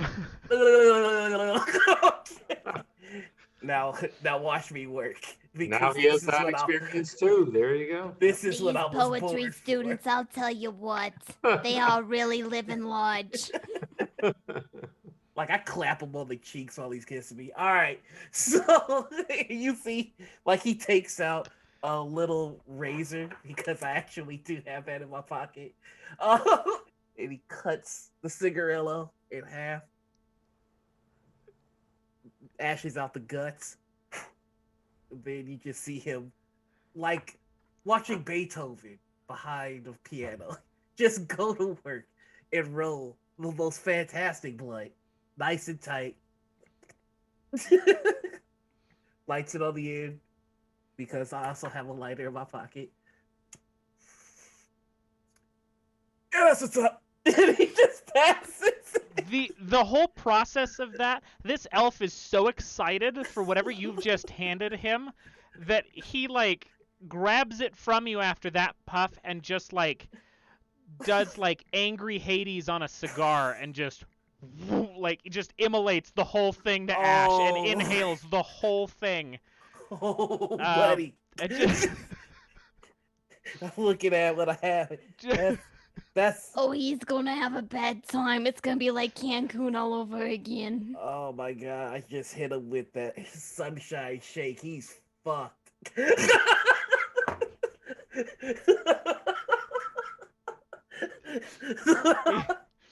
he sits there for just a minute, and you can just... You also, I think you need the key to upstairs. I think they're in my pants, and you're gonna have to go get those. Hey man, you know, I like that sample I got. Why can't you just go through the Well, yeah, he has not been wearing pants this whole time. So, like, you're clapping ass cheeks. This bare fucking elf. Yeah, you know what, man? Did you not see me take a puff first? Like, I'm right with it. And he looks at you and he's trying to be angry or, like, trying to look intimidating. He's like, but I need to be better. Just clapping the rhythm of "Do you like pina coladas" on his butt cheeks. Go get my pants, please. The rigor of youth, am I right, Professor? He goes, "Hey, I'm young now." I'll say. Fuck you too, Professor.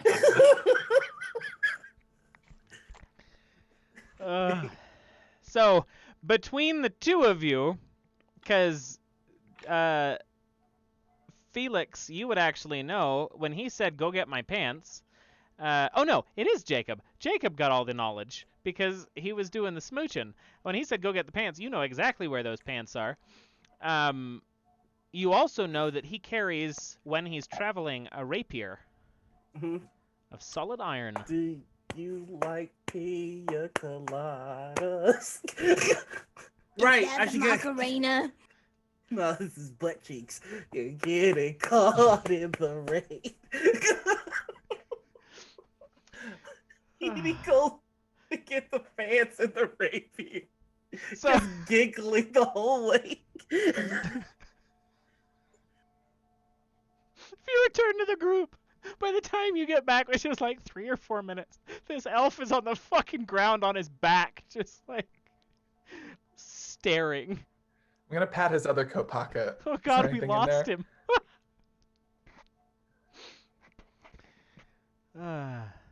There it is. Hell Awesome. yeah. Okay, I got the thing. But you have 2 things. You got a key to the cold room, and you got a rapier of iron. Sweet.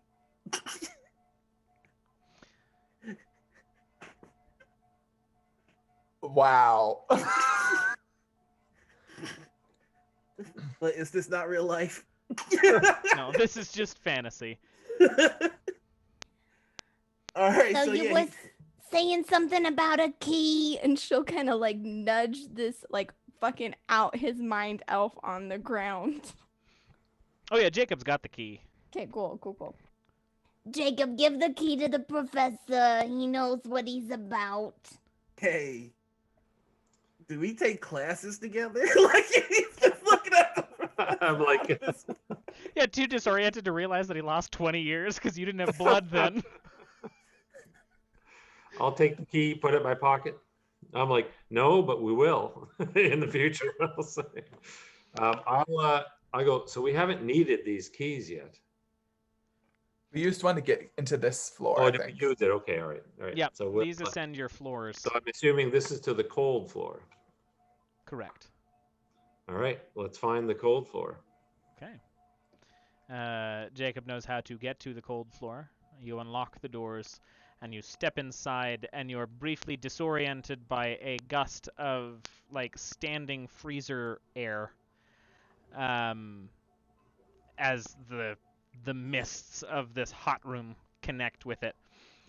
And as you step through, there is but a single tub in the center of this room, and it is massive. And in it sits a black dragon. It is four-legged. No, actually, I don't know if it is four-legged. Hold, please. The dragon is one of my favorite things in the whole book.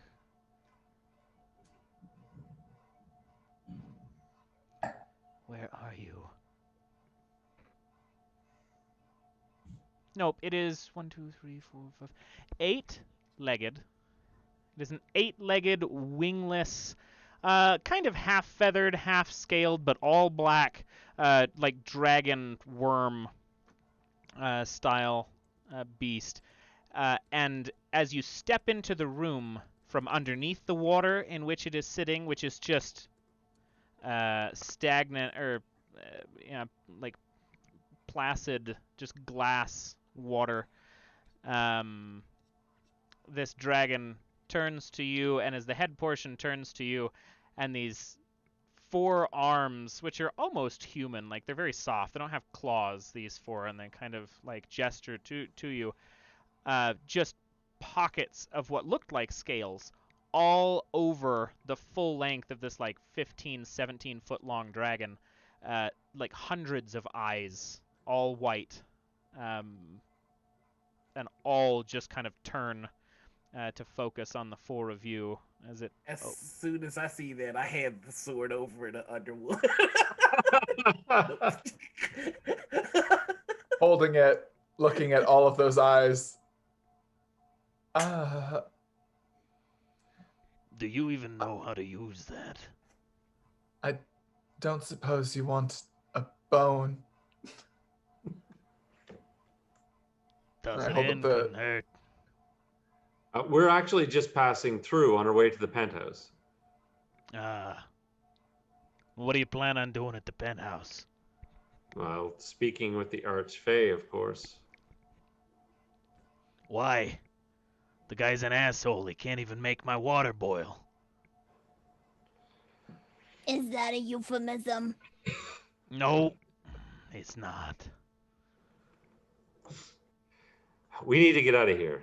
That's why. Okay. I'm the only one who hangs out up here, so I'm the only key. You want to leave? You make my water boil. Cold. How do you feel when the water boils? I feel like the water's boiling, and I'm not getting pissed off. All right. Listen, do we look like we have two sticks we can rub together? No. You know what? I am just the thing. And Tonya will reach into her pocket and pull out her own lighter and say, Listen, we're in a bit of a hurry, but since you've been so nice and you have so many pretty eyes, I'll give you this. And she holds out her blue, like, Bic lighter. This is the finest cold heat you'll ever find on the market today. You're gonna have to take some time because you're a rather large creature, so it'll take a couple hours, but you just hold this underwater for about 3 hours, and it'll get you right where you need to be, sweetie. The dragon, like, snakes down to, like, nose to nose with you, and he goes, Do you think me one of those gullible fae? I don't. I think you're rather intelligent. You have way too many eyes to be like one of them. This is true, but still, I told you that I wanted my water boiled cold. What does that lighter do? Aren't you a dragon? Can't you breathe fire? None of you are getting it. I am getting it. This is one of them cold heat lighters. Got it from one of those fancy, gadget stores. What are they called again? Brookstone. You know, they have all those high futuristic gadgets and whatnot. Right. Been a while since I've been to the plane. I thought you meant Radio Shack. Oh no, darling. Those are way out of style. We're out of style then. Look. If what you're saying is true, prove it. Well, I told you, sweetie. It's gonna take some time and we have an awful hurry. See, I got a dentist appointment with the vet. But you can't leave without that key. Right. And Which means you're gonna have to trust me. You know, and Tonya Murphy ain't never, ever told a lie in her whole life. She even pays her parking tickets on time. It's true. I'm an upstanding citizen. Wait a minute. There's enough heat on the hot floor to boil it. He wants it cold, dearie. Like some like it hot, but he likes it cold. Fine. But if I find out you're lying, there's only one lock on that door. I can come right upstairs. That's fine. You do what you gotta do, but I promise you will be satisfied with your service. I appreciate your honesty, and your ability to allow yourself to become an hors d'oeuvre should you be telling falsities. Listen, my niece tells me that I'm a snack all the time. Don't really know what it means. It's one of those hip internet lingos, but she seems to think it's rather nice. If the material planes got back into cannibalism, I might have to go visit. But Well, please, I don't think it's that. leave my presence if you have nothing else. Take the key. And he kind of snakes the end of his tail over to you with the key in tow. Yeah, she'll delicately take it between her two forefingers, It's been a pleasure doing business with you. and we'll hand it to the professor. So 3 hours, right?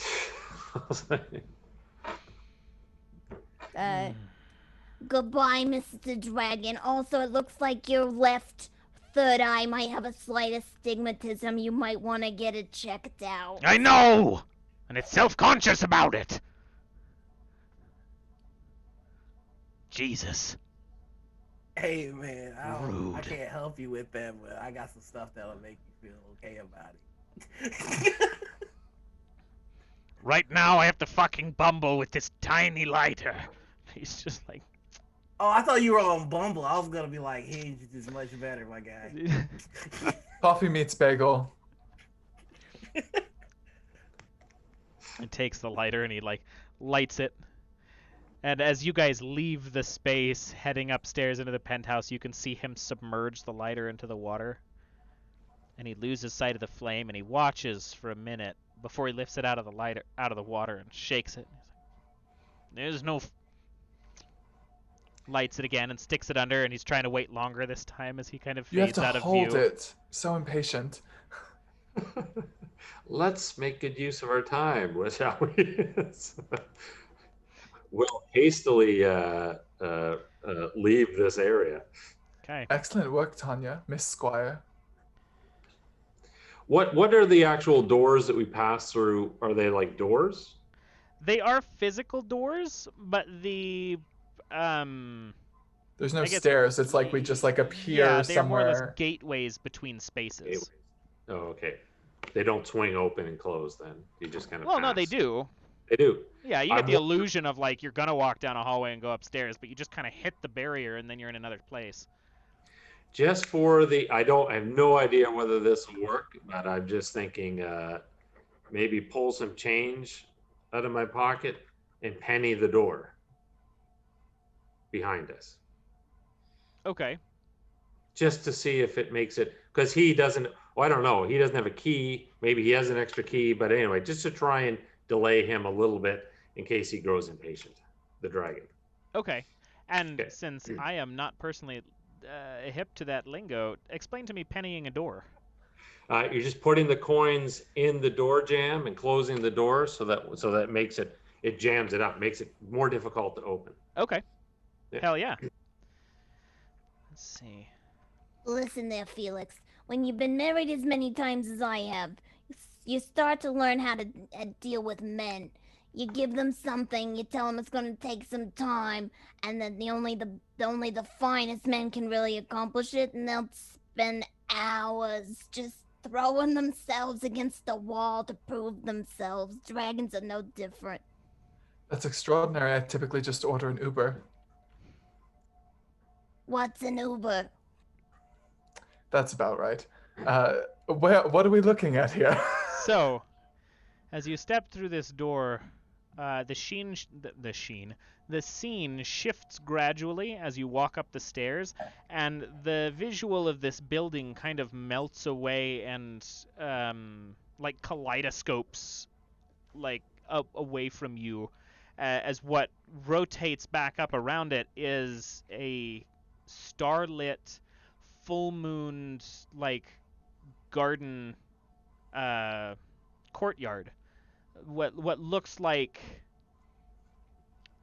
you're looking at like traditional Gothic castle walls made out of white marble that extend like 100 feet through the air in just massive spires of design and detailing, and big twisting willow trees and different benches hanging out and around, and a fountain in the center. It's bright because of the moon, but it is all very cool light. No sign of anybody nearby? There are a few cats, but no people. Here, kitty, kitty, kitty, pss, pss, pss. It's fucking road. Well, excuse you, I'm just used to talking to Marcus, the neighborhood cat. I didn't realize I was in such refined company. Fuck Marcus.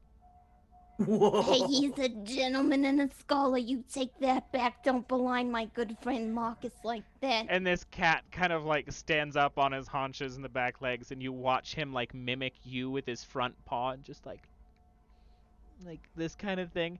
He's like, any cat that comes to this fucking thing is no gentleman or a scholar.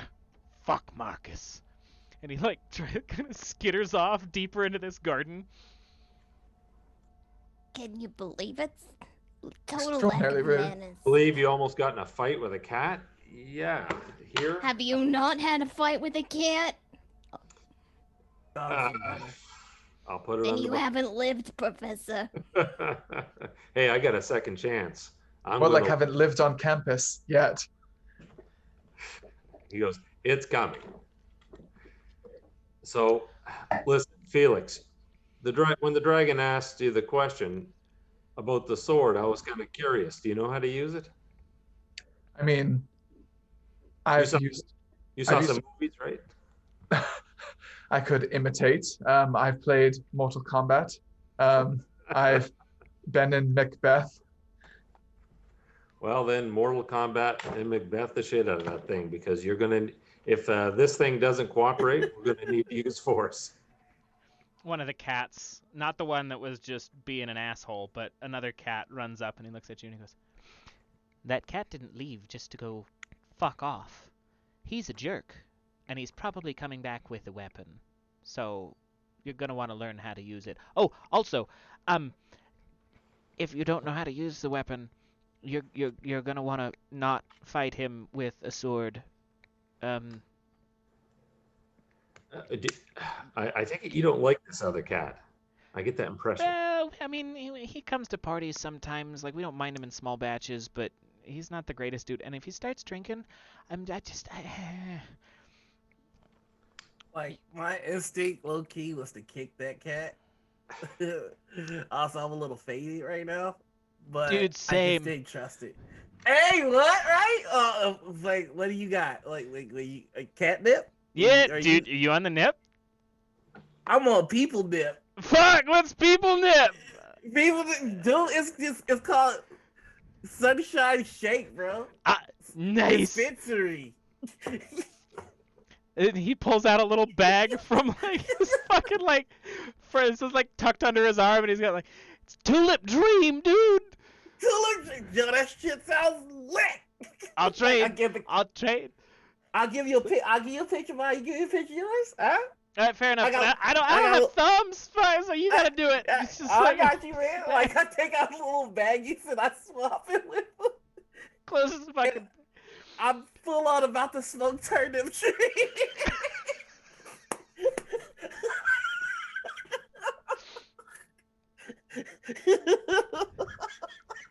This cat fucking goes and scampers off and climbs up onto like a big fucking branch of one of these trees, and you can see him just like lean back and just kind of lounge against the trunk of the tree as he pulls like leans down and pulls out a set up book of fucking matches from like a beehive. Like, I'm taking out some papers and rolling this turnip dream with a little bit of my sunshine. And just gonna mix it up. Hit that bad boy. I'm like, what the hell? I'm 20 now. Give me Hey, some. look how fast it is around. Hit some of this nip, dog. I'll hand it around. Fast, Are there other cats here? Uh, Are there more cats than just the one? so there were 3 cats. Three There cats, was the yeah. asshole, there was the stoner, and then the other cat has just kind of been licking itself in the bed of in like a bed of flowers. Not really interacting a whole lot, but very much conscious of what you guys are doing. So which one of you two are the best fighter? And the one in the roses, or the, what the fuck were they? Lilies. They were lilies. Turns and looks at you, and then looks up at the one now in the tree, fucking smoking, like giggling to himself. And he goes, I mean, neither of us really. That's why we keep the jerk around. He's good for something. But we shouldn't have to worry about that. We haven't seen the moths in a while. The moths? Fuck Yes. that cat.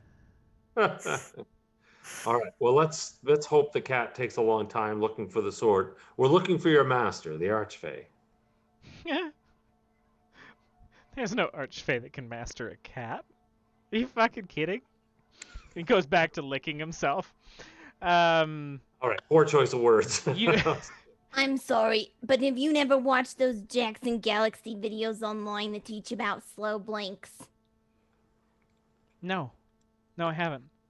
You don't know about the Catmaster Jackson Galaxy? If his name's a cat master, then he's a liar. Oh, you clearly haven't seen this. This man's a wizard. Comes in, has a whole show on the Animal Planet. Surely you've heard about this. It's well regarded Is by it? most, if not all, critics. A scholar of his time, really. I really like your voice. Can I have it? My voice? No, not yours. His. Oh, figures. What do you need it for? I don't know, just to play with. Oh, what thing of value could you give me for it? I can go ring a bell. What would that do? Well, on good days, it summons the Archfey that runs this courtyard. On bad days, it brings in the moths. But I'm willing to. Well, I couldn't possibly make a trade or such an arrangement without getting an opportunity to examine the spell.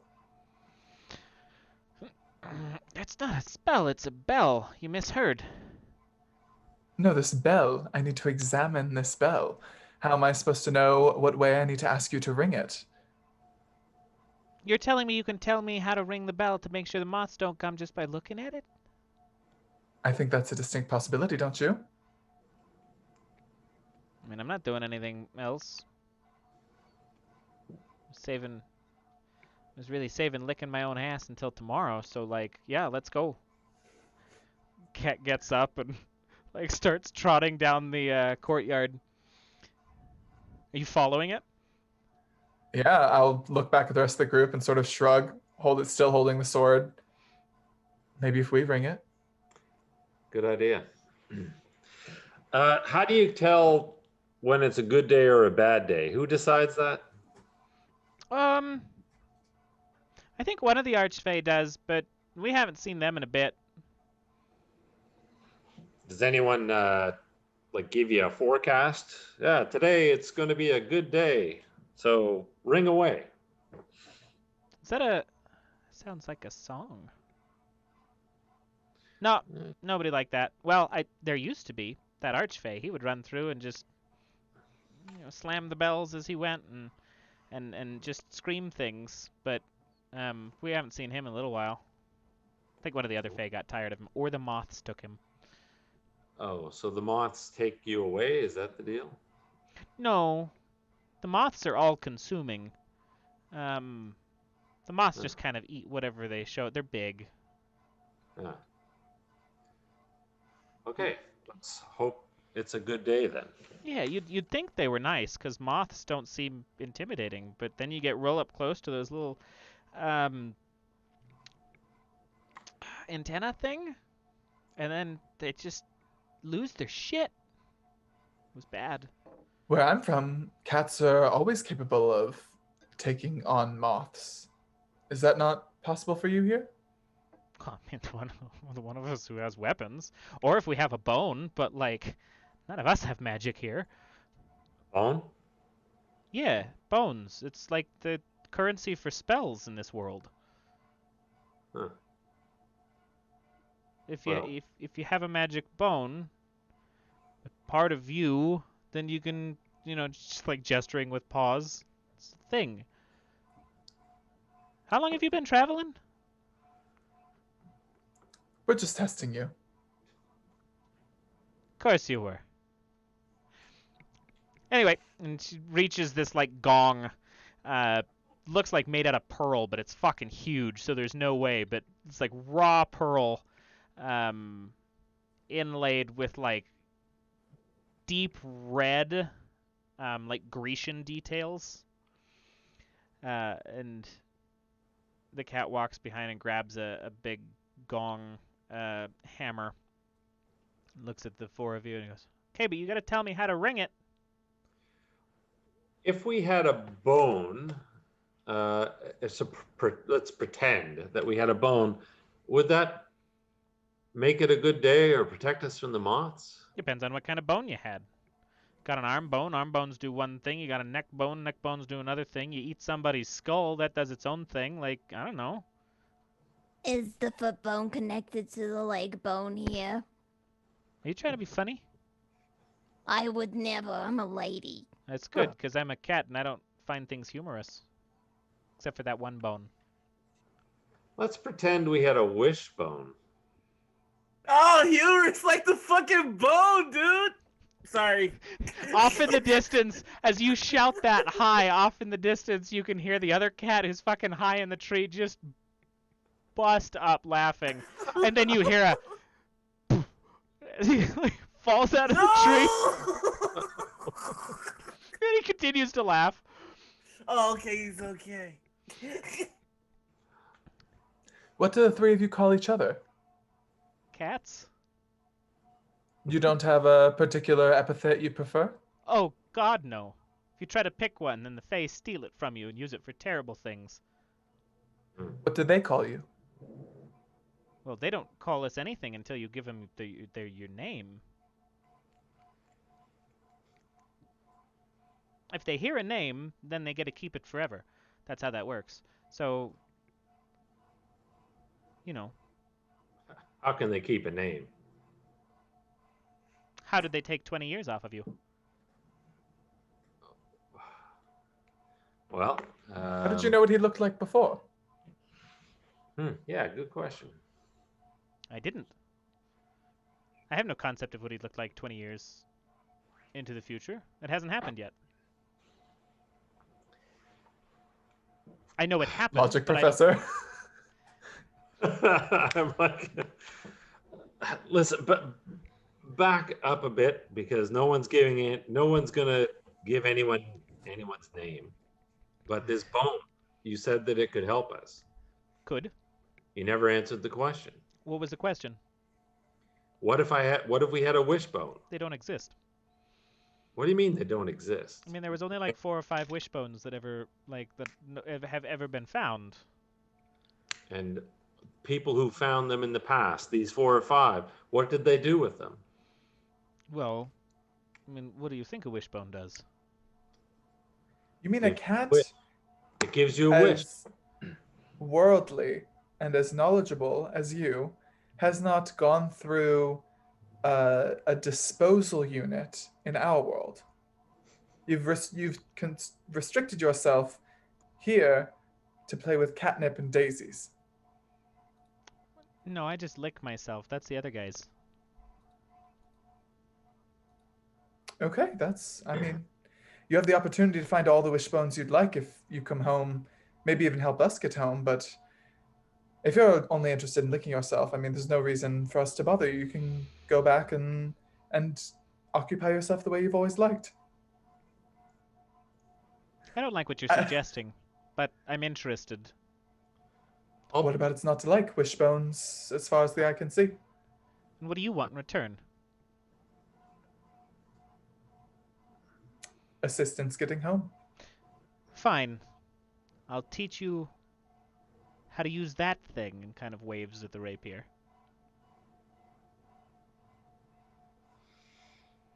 Very well. When we get back home, I'll show you to the dumpster of the first Korean barbecue I can find. Oh man, Long John Silver's. That's what they'll take, man. They get that, man. Fishing. Tell me I more. love their lobster. You know what Long John Silver's does that I love the most? When I tell them to put fish on my sandwich and cheese on my sandwich, they do that. Listen, you deal with budget cuts and then you come and talk to me about extra cheddar, okay? Just say, I see you have a whole thing of cheese every time I ask, and you tell me okay, and then you make the sandwich, and then you hand it to me, and there's no cheese there. That's all I'm saying. Listen, I'm under strict orders to not make any exceptions, though now, after getting to know you and finding you quite delightful, I might be able to bend the rules a little bit. I mean, I would hope so. You spit in my mouth. Why you guys say that? Off in the distance, the high cat is like, that's fucked up! Just like, It was consensual. no, I'm talking about the cheese thing. Yeah, that's what I'm saying, man. He gets me. Like, you wanna come home with me, cat, man? Like, I'll fucking get you catnip and we can just chill and watch cartoons. Fucking down. When I can stand up again, I'll meet you over there. That's my cat.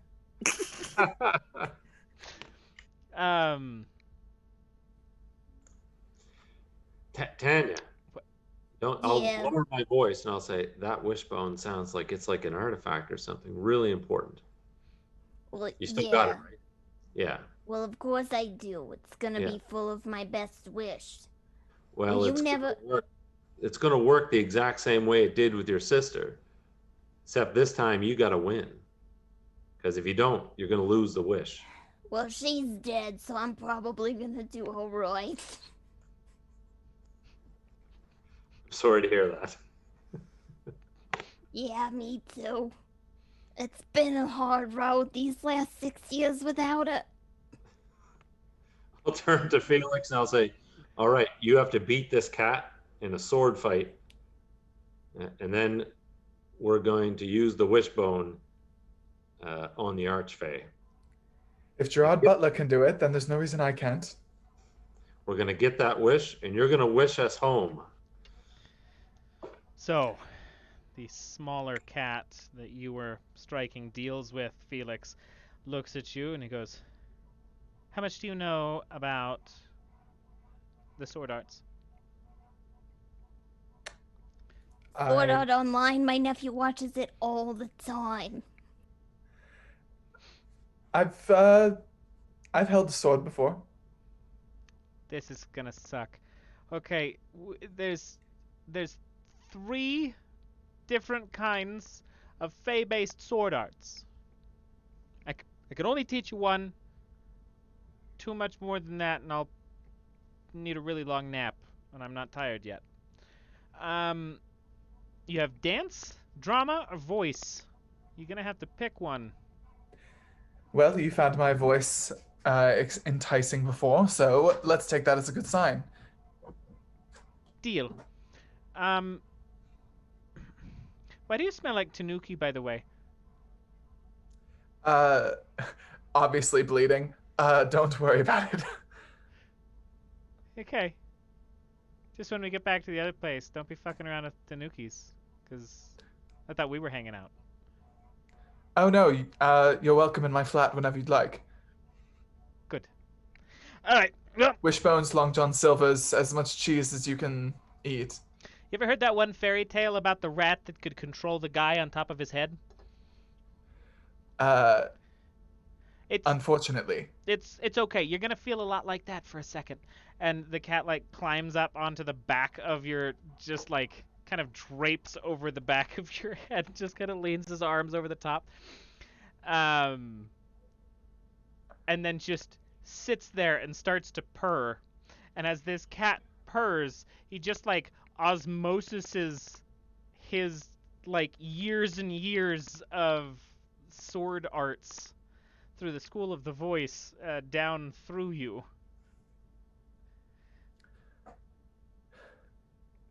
I'm allergic. Shh.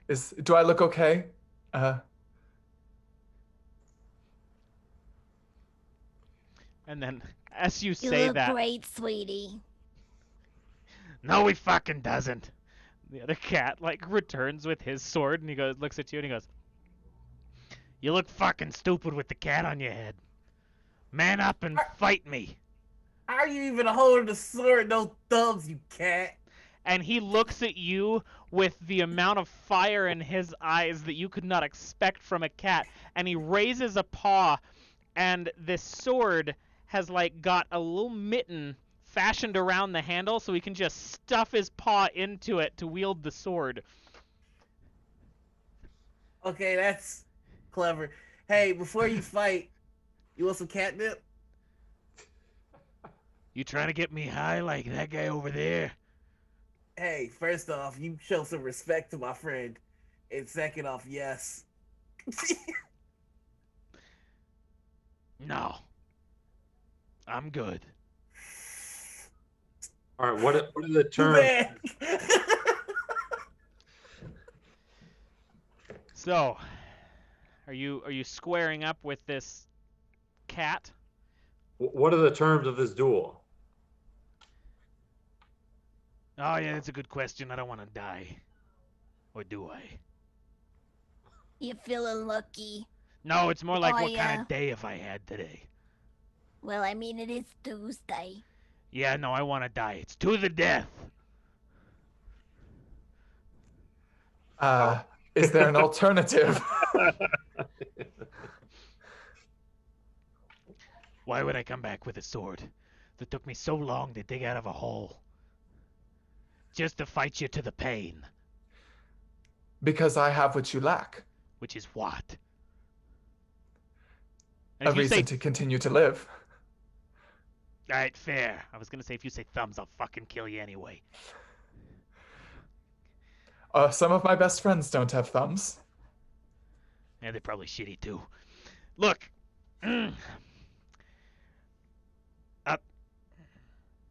Fine. You're a... Did they say you were a film major? You could call me that. Okay, so inevitably by like your second or third year, you're gonna get depressed anyway. So if I win, I get your will to live. You're gonna be sad for a while regardless. Now, Too late, I'm already there, but let's go. well, I'm taking what's left of it. I'm a smaller being. Maybe I can just, maybe the little bit will fill. I don't know, but I'm taking it. Man, just kick this goddamn cat. Why are we discussing? This cat Punch is the an little absolute... This cat is an absolute bitch. Now, what do you want? I want you to ring the bell in such a way that it summons the Archfey, not the moths. I can't guarantee that. Sure you can. Are you a cat or are you a dog? Because I thought cats were a lot more, Well, hold on. capable. We're not gonna insult dogs here, but I was gonna say, are you a cat or are you a can't? Oh, I like that. It's That like that was one good. movie with Johnny Depp. I'm just real glad neither of you called me a pussy, because that seems real derogatory. Oh Yeah, no, we are in No, polite company no. here. Absolutely. I get That's really the good kind of with joke my wordplay. second husband would tell, and I gotta tell you, he was a bit of an idiot. Mhm. Yeah, well. I I'm mean, not it's a gonna say second his name. husband. What are you gonna do? All right, square Wait up, for the kid. third. How do you have no will to live and 9 lives? Who the fuck said we have 9 lives? You ever seen a cat get run over? It's not getting back up. That's rather dark. A rather That's dramatic tone shift, squaring up.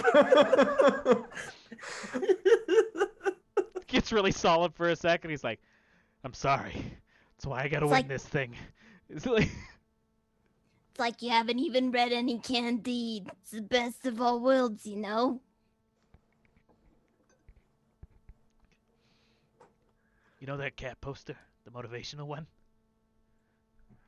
Hang in there, cat. The one that poster. says perfect. No, the hang in there one. Oh, that one's overrated. I like the perfect one. You die next. That cat was my cousin. Did the dentist give you the same... I think we got the same sticker from the dentist. Oh my god, So, we probably did, seeing as we both go to the vet. Healthcare in the Americas, am I right? so, how this is gonna work? Felix, Roots, Underwood, the voice duel, upon setting terms, exists thusly. The two opposing parties face off in a game of words. The youngest duelist saying the name of an animal and the opposing duelist following suit. They go back and forth naming an animal each until another says something that is not an animal, repeats one already said, or falls silent and cannot return the blow. The winner proves their cunning and can demand from their opponent a gift or their life, which has already been determined. So, all three of ye will have to be the judges of this. But Oh, no. how old are you?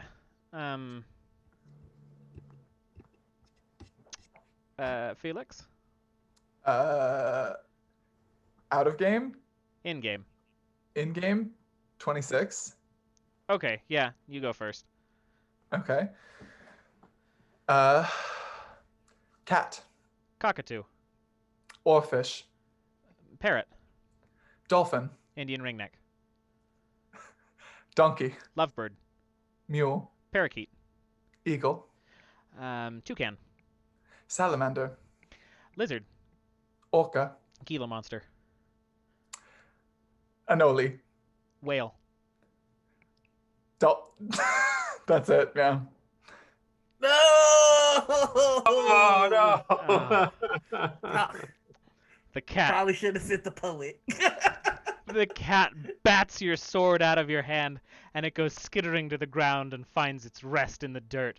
And he stands upon you and points the dagger towards you. He goes, "Pay up, 'cause I'm real sad." How about double or nothing, you cat? Did I look like I was fucking talking to you? Oh, I'm talking to you. And you're baked out of your mind. You goddamn right I am.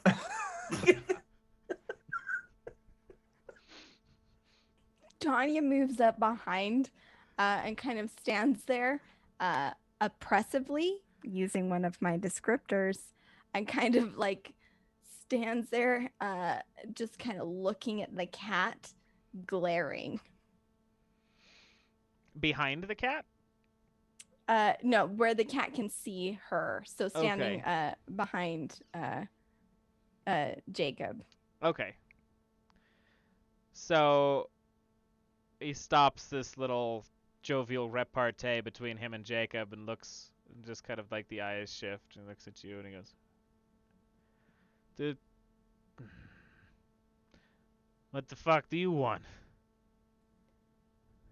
Listen, I once murdered a dog, and I felt zero remorse.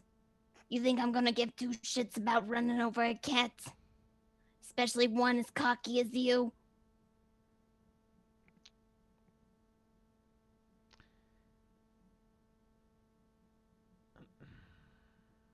His name was Ruffles, and he was a real son of a bitch.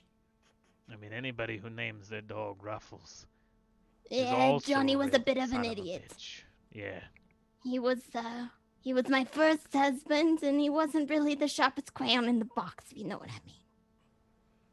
I mean, he couldn't have been with, really knew how to pick 'em. Hey, listen, you didn't see me 35 years ago, so how about you shut the fuck up? God damn, how fucking old are you? That's none of your business. But listen, clearly you took my friend for a bit of a ride there, Mr. Kit, and I don't appreciate it. All I wanted was a little bit of happiness. I wasn't gonna kill him. Listen, Hey. I can help you with that, but I'm gonna need you to swear to me above before all these people, before the cat lord himself, And me! It's like a paw raises from the tall grass. That's my guy! that you'll be a cat of your word and you'll help us get out of here. You understand? Fine. But you gotta pay up first. You like dreams. You got hopes, ambitions for the future. You seem sad. It seems like you need something to look forward to. I don't have any hopes or dreams. How about ambition? You got some drive? I mean, I like stabbing. Tell you what, I think we need to reevaluate your career choices. How about I give you one of my dreams? What's it about? See, there's this lady up the street from me. Her name's Donna Kate. She thinks she's so fancy because she drives this nice PT Cruiser. Thinks she's just the highest of society. She makes this awful blueberry pie. Yeah, you heard me, blueberry pie. And she submits it into the blue ribbon contest every year. Does she win? But you know what? Well, my dream is to fucking beat her out. And then stuff that horrible blueberry pie right in her face. Wait, you're telling me that she won with a blueberry pie? Listen, Blue- it doesn't make a lot of sense. No, That's it fucking positively doesn't. ghastly. Blueberries are the most fucking bland of all of the fruits.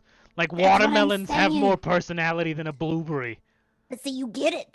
See, you get it here, kitty cat. So you understand. I do. This is a real challenge. These are heights that you can reach. That you can truly show your worth. How about I give my dream of beating Donna Kay in the blue ribbon baking competition to you, and you help us out. So this cat stares and looks up at you, and for a moment there's genuine care in his face.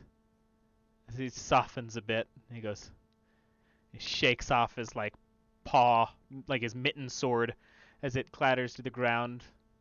He looks at you and he goes, "I'll do you one better. The other two seem to be getting out. I know a thing or two about bacon. You keep your ambition and I'll help you beat that bitch."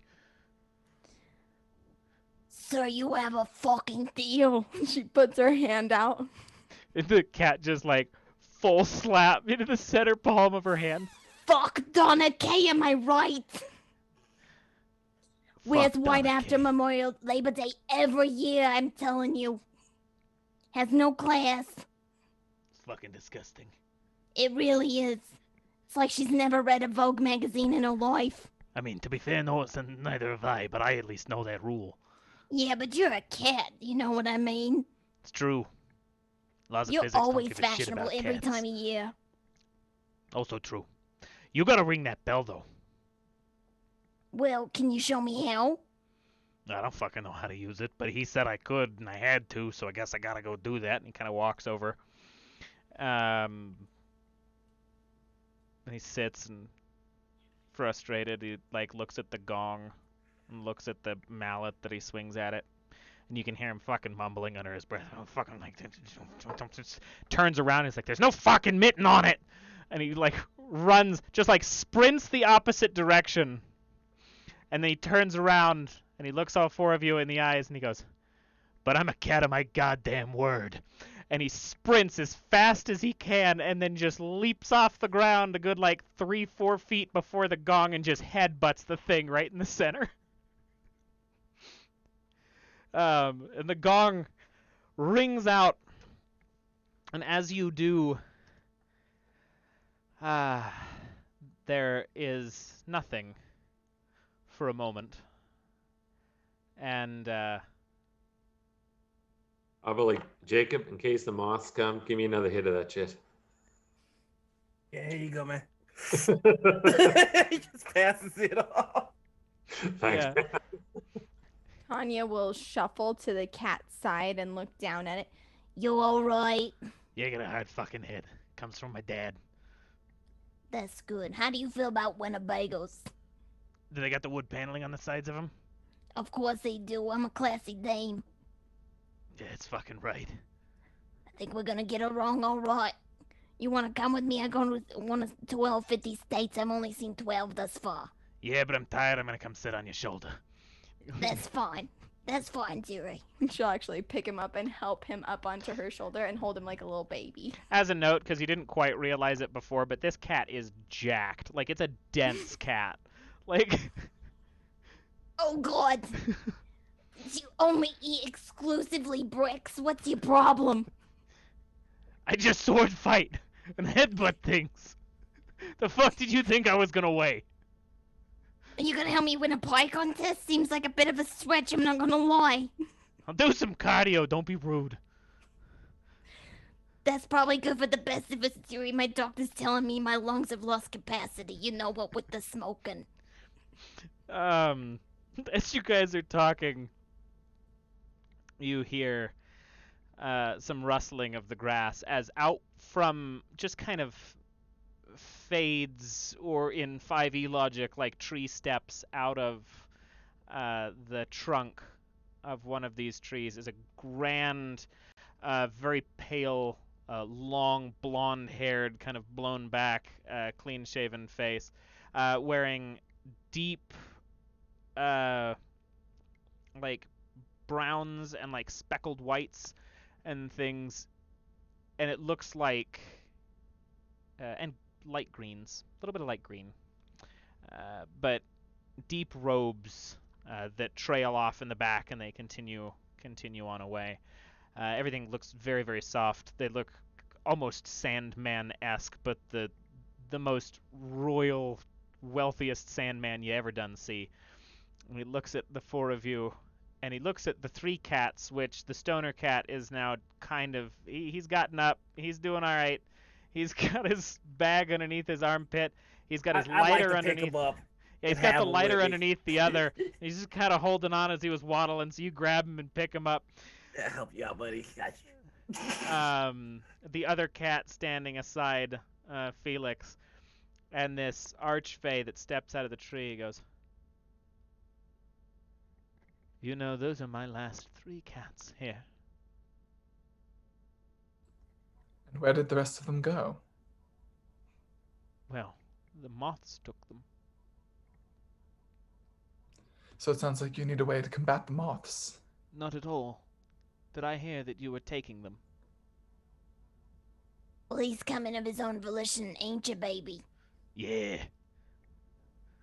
Yeah, we're gonna bro that. The cat becomes a little more bit of a crackhead every time he talks. I love it so much.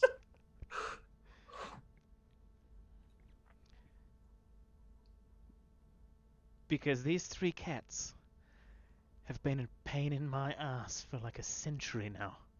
I've cleared the rest of them out. But those 3 won't go away. So if you will take them, I will gladly open the door to back from whence you came.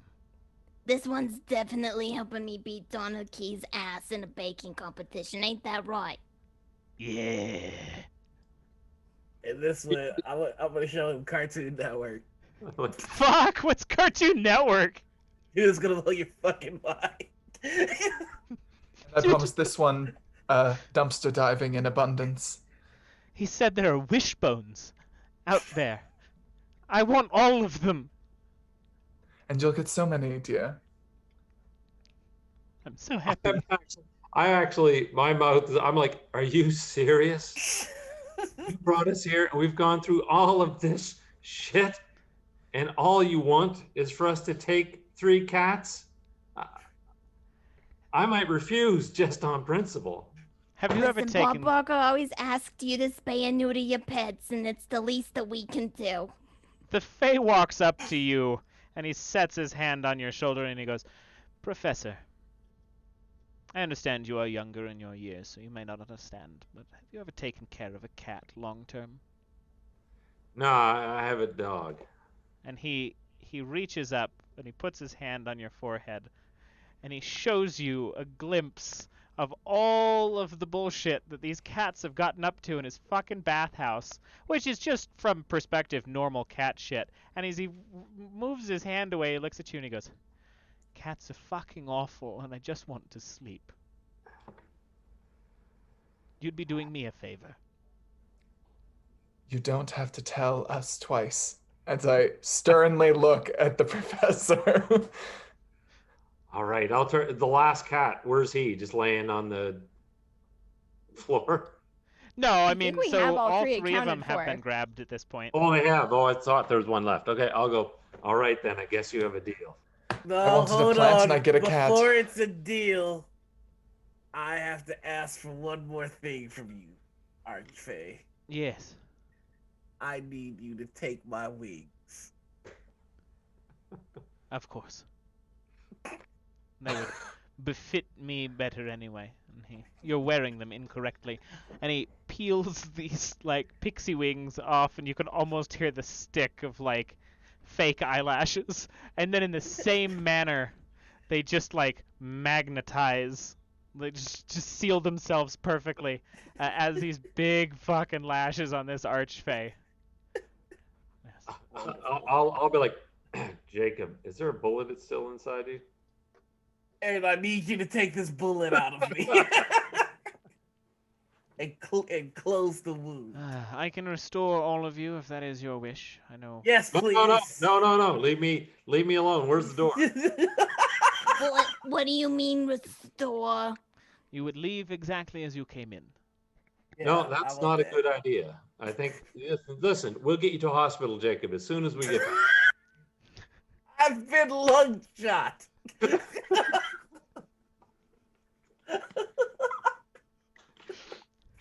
Listen, as long as I beat that upstart Donna, I don't really care. So let's get the fuck out of here. Okay. But yeah, take the bullet. Restore Yeah, just me. No, that's fair. Just And me. he kind of Yes. pulls on the cosmic thread that the bullet is connected to and just relieves you of the pressure as the wound seals up as it leaves. You all are able to retain your benefits and knowledge and strangeness that has occurred from the Fae Wild, since none of you are actually apparently part of the Fae. Although, Wait, the Fae Wild, I thought that this was like Vegas.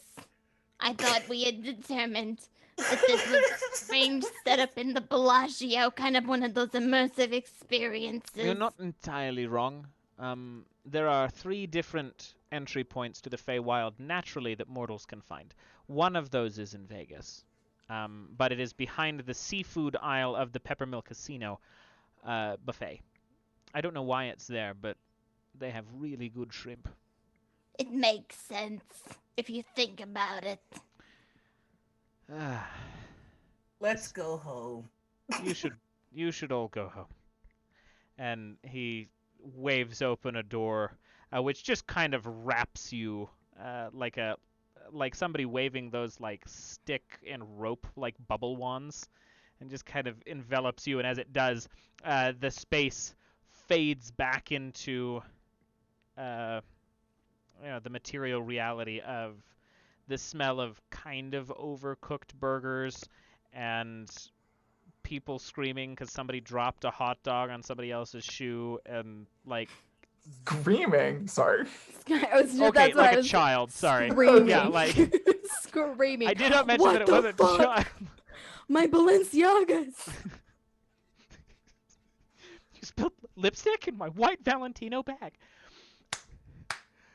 At a community college barbecue. At a Fuck community off. college barbecue. It's hot out. It's melty. You ever left a lipstick in your pocket? You know that I have GM. All right, this is getting a little weird, too weird and meta. But you all return. The only thing that does not maintain itself is the voice of these cats, though their personality remains. And the 2 bones that you guys had not used dust as you step through the space.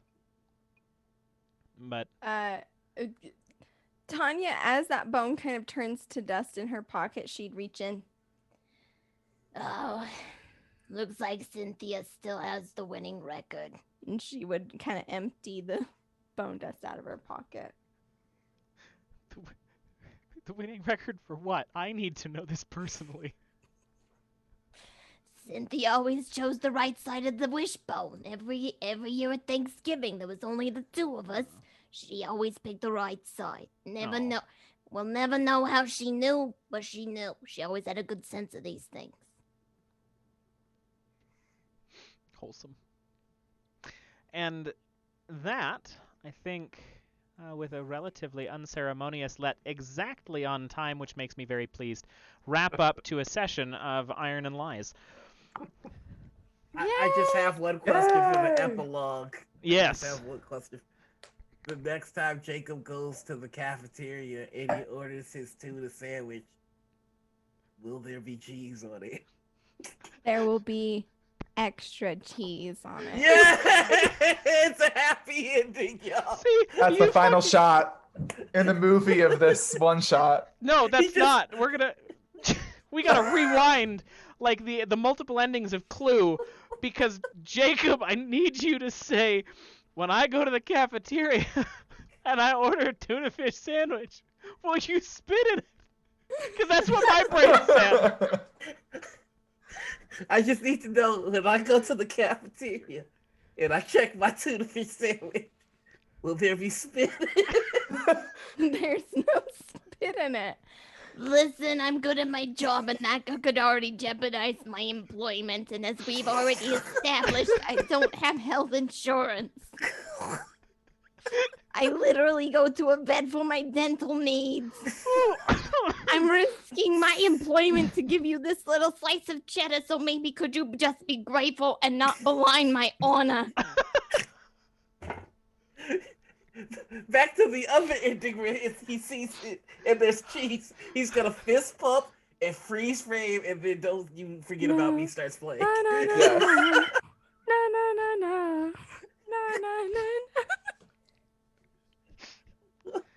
na. What would you do for cheese on your tuna sandwich? She just nods like that slow motion, like knowing nod. Yeah! Away. You can see the professor in the background just realizing that kids are shitty, and he's like, I don't know where to sit. What do you mean? I'm not a professor anymore. I'm 20 years old. What's up, my fellow kids? I've emptied my bank account and gone to Vegas. Yeah, somebody without the degrees in logic study, but all of the memories and traumas of being married and divorced. Like, way to be. Can you imagine you're chatting with somebody at a barbecue, you watch as a little bit of mustard drips on their collar, your eyes track it down, you look back up and they're 20 years younger. Like, it's some young like college students like, oh, that professor. Oh, wait, that professor. Oh, professor. People just lubing the chute with that mustard, trying to figure out which tube he got it from. What the fuck was that sentence you just said? Lubing the chute? We've said a lot of weird shit tonight. That's where Mads drew the line. He's like, no, this mustard shit. I was gonna say, how many times did we finger a bullet hole? Too far. Gum in a bullet hole? Fine. Just fingering my bullet hole, everything's okay. Tapping out pina coladas on David Bowie's bare ass. Cool. Hey, look, you don't play tabletop fantasy games to not live out a fantasy, you know what I'm saying? bitch, you are preaching to the fucking choir. That whole time I was just like, David Bowie. Oh my gosh. God damn you all in the chat. Why would you clip that? Because they're saints. Thank you, Purple. Second squad, best squad. What up? Oh. Purple's been clipping a lot of weird shit today. Purple's the best. Purple is bunch phenomenal. of naked David Bowie. I fucking love Purple. It is what he does. Oh, God. All right, so Wave to my homie. we are at the end of it all for the game. But this still Woo. runs another, a bit. We'll see how much we have to chat about. But I am curious from a perspective of... So we have 2 game designers, 2 heavy role players and D&D campaign folks, DM and player. How functional is a system without dice? Well, the first thing I'll tell you, JK, is good job. Yes. Because incredible this work. seems like it's a very, some games from a GM perspective, they're fairly light on you, but this one seemed like it's heavy, like from the GM. Like you had to really be on the ball. It's a good job. It was specifically, I think, the thing that was interesting from that perspective, and I appreciate that very much so, because I was very nervous about this game, is trying to catch, and I started doing it to Felix at the end, is trying to catch the difference between you guys trying to lie and you guys trying to command and assume it is a lie, because like, you have to do this. And I'm like, that's not a lie. That's just you telling somebody to do something. Mm-hmm. I was wondering how long I was going to get away with that. Because I was like, oh, well, just going to go with it.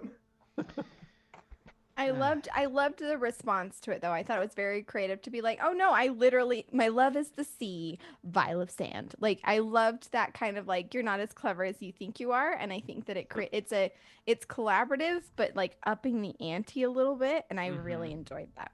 Yeah, It's and very yes I and, asked yeah. you this during the intermission a bit, but like the vial of sand, like did you literally have to come up with that in the moment? I knew 3 things about this session. Yeah. I knew that we were starting in the court of Unhouse. Yep. I knew that we were going to traverse the bathhouse.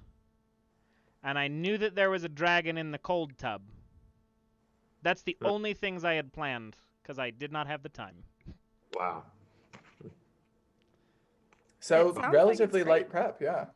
Yeah. Oh yeah, it was And delightful. by relatively, I mean completely light, like literally 3 sentences on a piece of paper. We've all been there. Yep.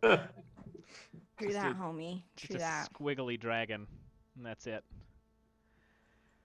I mean, I think if from a player perspective, I always enjoy a rules light system that lets me just kind of fuck around and find out. That's where I feel very at home, Mhm. as being able to kind of build out the lore as I go.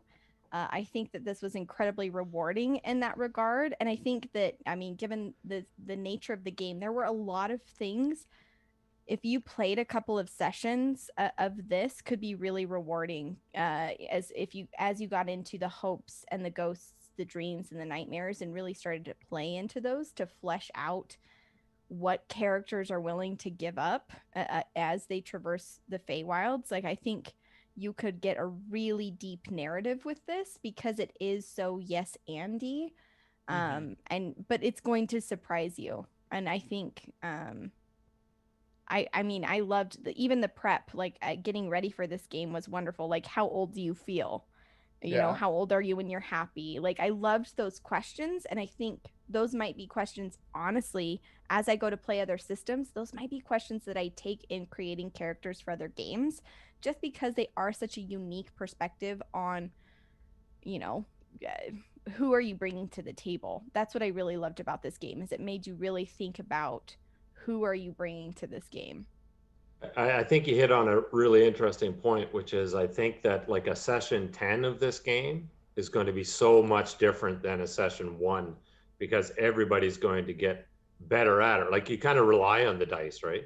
To some extent, but yeah, it really makes you realize. Yeah.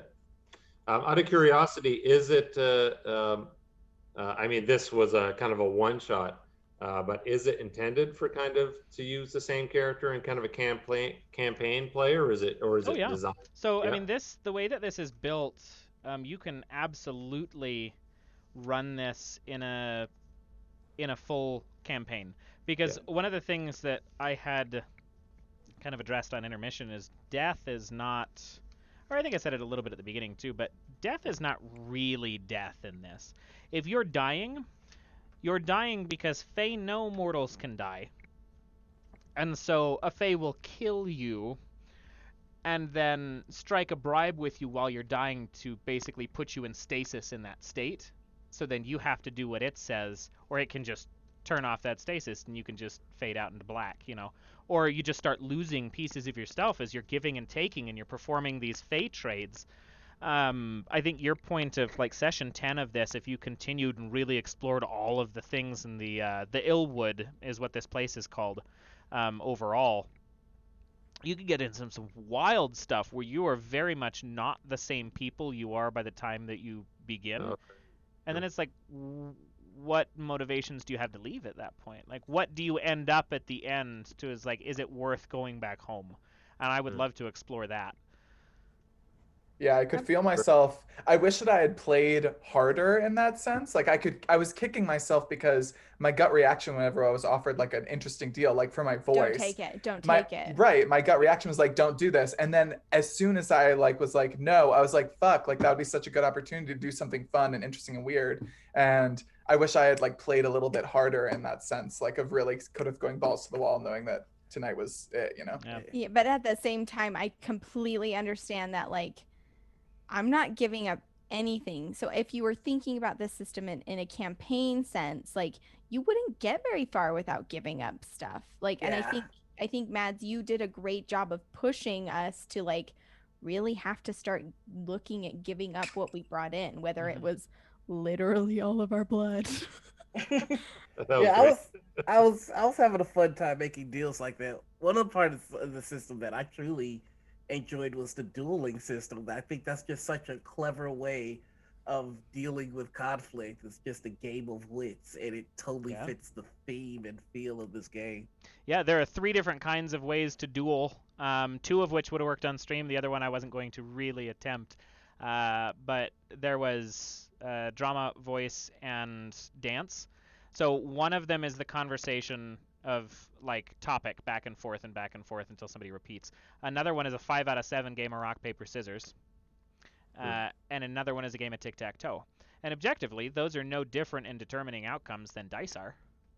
Sure. It's just a different way to conflict solve. And I think that's very interesting, because I could play this in my head. I have a lot of systems where I think, like, where can I use this that I can't use, like D&D? I've got a system that's very much just, I want to play it, but I'll actually talk about it here in a sec, but it's called Prole. It's this big. It's got like 3 pages, but it's big enough that I can just put in my pocket and take to a bar. You know, that's a coaster. You know, I can play this with people because it uses a coin while I'm eating peanuts and chillin', and it's a fantasy role-playing game. This one strikes me as a car. This is a road trip to me because I don't need to look at anybody even to play this game. Correct. Like rock paper scissors maybe for a sec. You know, tic-tac-toe, pass it back and forth paper-wise. Like the linguist game, super easy, and it's branching out role-playing games into spaces where they don't conventionally fit and making them work super well. And I think it approaches resources in such a phenomenally different way than I would say other games do, because you have what's in your pockets, and then you have, again, like your hopes, your dreams, what haunts you, your age, your name. Like these are pretty abstract concepts that you're dealing with, and I think feed into the nature of the game of, I mean, this isn't as simple as like a persuasion check or, you know, even like giving someone 10 gold. Like it's the weight of it. It makes you really think about, you know, how much is a memory worth? And I think that like there is some real, you can have some brevity to that can be very fun to play with, or you can have some really narratively impactful depth. When I was approaching creating my character, with the ghosts in particular, like obviously I knew this was going to be a one shot. I wanted it to be a little bit goofy, but I also wanted some depth. So with my ghosts, I purposely picked two kind of goofier options and then one that just like was real. And I think if you saw this played out, you could really see that narrative depth and character development over time, because again, it's kind of like when you watch The Labyrinth for the first time and you realize how fucked up it is that she actually gave away her like little brother, like, oh shit. But then there's like that goofy lightness. Like this is what it was for me the entire time, was Labyrinth, where there's like this 80s kind of lightness, but underneath it all is this really dark undercurrent of, oh shit. And that's what I wanted out of it too. I adore The Labyrinth, and I think the idea of the thing that I took from The Labyrinth the most was this idea of like, hey, no takebacks. It's like you start to say a thing, the Fae are gonna eat it. Like that's all you get. So you got to start being real careful. And I kind of played with that a little bit with your titles, but without telling you that you lost your name. But right, but we noticed it, and I think Purple asked the question, right? Which I think is but that's very fun. I like that. Yeah, for sure. It's funny going back to the mechanics things. I was just thinking like there's the kind of the world and the setting, and then there's the game mechanics. It's funny because I did find myself in Zeke when you were the one who had to do the duel. There was a part of me that was going, "Oh, thank God it's not me," right? I was so nervous. I was like, "Shit, I don't want to do this." and I think that is something that, you know, well, I guess if I were to say that could be a challenge for the game, is that, you know, if we've played 3 sessions and every time there's a duel, JK wins because he's just better at it, you might be wishing for the dice, right? So it's like, so you might, it's funny, you might find yourself in a situation where you're like, okay, I need to come up with an alternative. And I don't know, I'd be curious your thoughts on it, but if you really wanted to introduce the dice into the game for the purpose of duels, it seems like you could, and it wouldn't ruin it. I don't think. Something that's also really fun about this game is like, it doesn't use dice, right? But I could very easily see for a GM that is like, let's say your campaign goes sideways and your characters go to the Fae Wild and you're not expecting it. You can take this game off the shelf and be like, when we're in the Fae Wild, your goal is to get out, and so we're actually going to play Iron and Lies. Oh yeah, that's a cool idea. So like it's a great tool, I think, because fairies and fae are such a prevalent theme in a lot of like Western fantasy. Yeah. This is a great game to stick on your shelf and be like, we can try something really different, really fun, no dice, very high role play. And a lot of tables, if you know your table is going to like that, this could be a really fun way to do that at your table. to supplement your already existing game. I love that idea. I Yeah, think that's exactly. phenomenal. Yeah. Well, Yeah, because for that. sure. Oh, sorry. Yeah. I just say if you elaborate on that too, the end of, like, to me, because my like real life campaign has yet to hit the Fae Wilds, but I know when they're going to, which is probably a good Same here. 10 sessions from now. We've been playing for 2 years straight, every Sunday, and the amount of stuff that you build up as players and the amount of things that you go through with all of your party, that's a lot of currency once you hit the Fae Wilds. I love that idea. You have so much to bargain with by the time you hit that point and you're level 12 and you can do all of these things, or even whatever system you're playing. But I Well, love and just this as would an be a- exercise. Oh, sorry, go ahead. No. I was just going to say this would be a completely different game tonight if I had played this character for 2 years, right? Yeah, for sure. Oh, 100%. Yeah. 100%. Yeah. But that's kind of the beauty of it, right? Yeah, Is for sure. Yeah. depending on what you come in with completely changes the game. Yeah. Yeah, I think there's a really fun exercise to be had in taking games from a long running campaign or even maybe a character you're like struggling to figure out, like you've played 1 or 2 sessions, you're like, I have not figured out what runs them, is like making that character in another system like this, where you like really have to ask those weird questions, like what you said earlier. Like you could take these questions about building your character here and really use them to help you do whatever. Like my Curse of Strahd game went to the afterlife and I was like, okay, we're going to play Trophy Dark instead, which is like designed to be a one-shot game where everybody is lost or dies at the end. You fade, you go back to your body. And I was like, this is perfect. And everybody brought to the table, I told them just to create their character as they feel they would change in the afterlife. And it was so fascinating to see like the choices that they made. So I think it worked really well standalone, and I think it could also be an excellent supplement to add extra fun flavor and different mechanics to it, to a long running campaign for sure. This is one thing, so Noir is a player in my campaign, and his approach to character building is so creative, and taking the 5 4 3 2 1 that you brought to the Bard's Refrain and adding something like this on top of it. I'm totally gonna steal it. Yeah, no, 100%, because I think I think creating dynamic, interesting characters can be really challenging in a way that a lot of systems approach it, because it gives you like, here's your 3 questions, go. But these ones, they're different. How many names do you have? Like, what a beautiful question, right? Like, not just like, what is your name? How many names do you have? That completely changes the approach to your character, because now you're suddenly considering all of the intimate relationships that your character would have: friends, family, online, usernames, like whatever. Even enemies. It already fleshes out just this one aspect of your character so much more than like name, line. Like, it's just an incredible. I love it. I love it. I was actually, because I knew you both were on the Bard's Refrain, I very specifically wanted Sarah and Noir on this one, because it is such a role-play antics kind of system, but both of y'all are so fucking good at characters that seeing this kind of abstraction of, you built a character that you love, you've put the time in, you've made something that really resonates.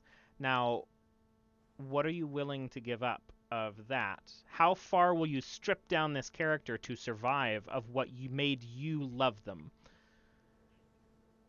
Right. I mean, go for it, Noir. Go for it. I was just gonna say, I can see how this would be much meatier in the long run. Mm-hmm. Yes. Because as right now, nobody knows Jacob like me, and nobody knows your characters like you guys. But once you spend enough time with them and you build relationships with the party, you start to appreciate the different aspects of your party members.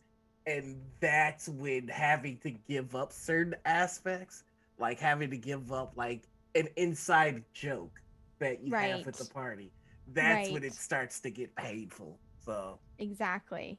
And I think that goes to what Fazul said earlier. Like, I picture, I mean, if we're talking TPK things, right? I think about bringing something like season 1 Harper's to this, right? And even like Hal and Beldani having to go through this, and like the two of them. Yeah, dude. Can you imagine? that would Fuck. be rough. It would be rough, and it would be a completely, it would That'd go be from so hijinks. sad. It would go from hijinks to like deep emotional connections of having to make really fucking hard choices, and also watching characters deem what is important to them after you've watched them build up this repertoire. It would be a completely different experience. And the Absolutely. I think one of the things that's the most horrific about this is that there is no other solution, and you can't really harbor resentment for the creatures that are taking these things because it is a deal. Yeah, absolutely. And not only that, the imagining, let's use season 1 Harper's in this regard, but Veldani is making deals and things, and then she gives up something maybe in secret because she needed to make a deal to survive or for the sake of her friends or whatever. And then you guys are down the road, and Nicholas or Braz or something now finds a Fae wearing that memory, living Right. that experience, because they get to play with whatever you give them. Exactly. Like, I think Zeke like hit it on the head. Like, it's beautiful standalone, but holy shit, introducing this to any other game and any other system would just take it to the like, if you want narrative depth, if you want really challenging character choices, introduce elements of this game into your already existing one, and you're already there. Yeah. Takes no extra effort. And the game is like, it's not big. And I've said this, I think I said it on Twitter, I think I've said it on the Discord for TPK. It is a blast to read. Like, I read it cover to cover in like 2 hours because it's not super long, but it is so much fun because it is steeped in such good Fae lore. Like, I get nervous not being able to play out the Fae in kind of the chaotic, witty manner that they are, because they are so intense and kind of how they all function regardless of which species of Fae, that this book does so well with the voice of like, here's all of these different locations, because there are a lot darker places in the Illwood than the bathhouse that we visited. And it's like, I could take this, even if I was running a 5e campaign, I could take this and read the whole thing, and you just walk out of it with a far better understanding of what the Fae are, because there are things that do not explain them nearly as well as this does. That's cool. Yeah, so it'd be great it just as a source book. Oh, absolutely. Yeah. I think reading other games in general, that's part of what makes this show so great. Reading, watching, and playing other games makes every game we will ever run better, makes us better players, makes us better GMs, hands down, like the whole shebang, you know? Completely agree. The more systems I play, like I might even just my Monster of the Week sessions that I've been playing, like that approach to, character development or narrative, like, impacts the way that I run Dungeons and Dragons. Like, it opens character dynamics and story dynamics, and it forces you to look at it in a different way. My eyes are watering. That was too much. Hard Irish whiskey in like one gulp. I thought you were going to say that was really moving. I know. I'm a You were crying at what poet. Sarah said. I was just trying to finish my glass while I was listening. It was very, like, I love hearing everything that y'all have to say, because I do very much like this system. It's another system that I feel like reading it doesn't do it justice, because as I read this, I go, I don't know how this is going to work. Like, where's the call and answer to this? Like, I have a really hard time, and it's not nearly as bad in this, because I went back and read it again, and I'm like, okay, this makes sense. Here's how these trades function, and here's how this functions. But it is abstracted enough from traditional role-playing games that it is a little it was intimidating to fall into, but it's so easy to fall into once you're in it, and I love that. I love games that are like, oh, now I get it. Absolutely. And again, I'm here for that RP realness. Like, give me an open field with like 2 guardrails to keep me inside, and I'll like, let's go. Like that's what TTRPGs. That's where the magic is, right? For Absolutely. me. Oh goodness. Well, cool. Any thoughts on the session or anything else in regards? Yeah, can we talk about the fact that Noir brought out a real fucking Yeah, sword, like that's a what I was about to goddamn say. legend? You always gotta have a rapier around just in case. 30. Give me 30 seconds, Noir. I'll go grab mine, and we'll have a virtual duel. Let's go. I'll go. There can be only one. Yes. I'll go get my spear. So that session, I want a movie. I want that movie to be called The Lunch Lady. Oh my god. Fucking iconic. Every new detail, I was like, give me more. Like, it was amazing. Legitimately, Zeke, I'm not kidding. I will send you a picture of my notes, because like that's the thing is, as I'm going through prepping, it was like, okay, names. She's got 3 nicknames, heroes, or usernames. She has 1. Like it's just, you know, like little details like that, where again it pushes you to think about who is this character, what are their priorities, where do they care, and these questions were just engineered in a completely different way that was like so much fun to explore. So out of curiosity, did everybody go with their first character? Like where I ended up was not where I began. So I probably went through it like 3 times, and by the end it was a completely different character, right? Than what I started with. I rewrote it once. I made the classic mistake of letting myself go into like a very serious place, and then I did too. That's exactly what I did. Yeah. And then I was trying to like sort of play the straight man a little bit more, because I was like, and Noir, the way that you were able to like take everything that happened to you and turn it into something like really fun and dynamic, I was like, I should be doing that, or I should be like Tonya and just be great and be really funny. And I was just like literally in awe. You were both amazing. I agree completely. Yeah. And Mads, Tonya, you were awesome. You were talking earlier about how you incredible. were worried about like channeling that particular energy. I think you did a really good job of making everyone distinct, still making it really interesting. The challenges felt different. So I just want to put that out there, mad respect, because I would not want to GM this game like having just read it and not having ever, you know, blah, blah, whatever. I think you killed it. So Thank you. Agreed. I really kudos appreciate to the that. team. Y'all were great. No, it was wonderful. And to like, if we're throwing around credits, I think Zeke was very I like the fact that you very organically threw in, I'm catching on to how these things are interacting with stuff. We have to use that. And then kind of the dynamic between you and the professor was a lot of fun to play with and see, like, here's this person who does not understand any of this because it does not make sense from a logic professor's like well-learned brain, and then you, a fucking film geek, who's like, no, it doesn't have to make sense. This is just that one movie played backwards. Like, yeah. Like, I don't know. I think everybody did real good.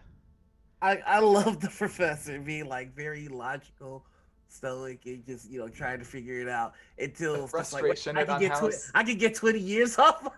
20 years. Right. Like, Oh shit. Move. Get out the way. Do over. I was going to trade all 3 of you to get up. I wouldn't blame you, man. Tonya was just a little slow on the uptick. You beat her to it. There's Hey, two... maybe she'll win that contest with the cat on she her got rid of side. her Listen, buttons, so. if she can beat Donna Kay and knock that bitch down a peg, she will live for it. Absolutely. There were 2 things that the Fae valued or took to heart more, or just as much, if not just maybe a little bit less, than the truths above the lies, and that is,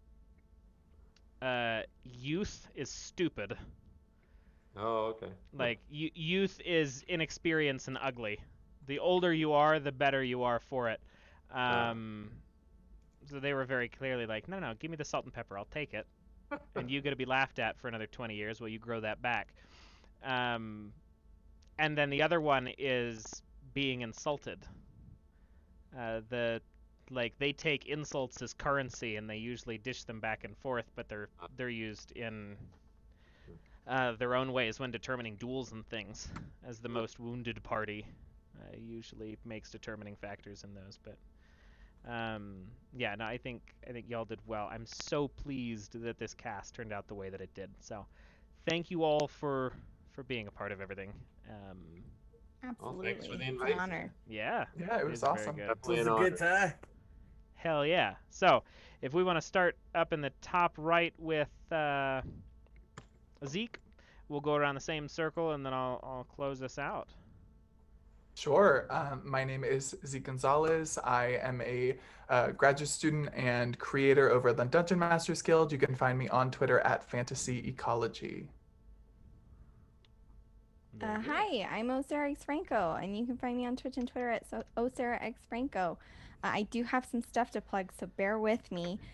Tomorrow, you can catch me in 2 different places, both here on TBK in the morning. I run a talk show called Murder and Coffee, where we'll have the only DMF Saint coming on to talk about improv and acting in TTRPGs. I am beyond excited for this because I think that it's not only valuable for GMs, but also for players. So make sure you don't want to miss it.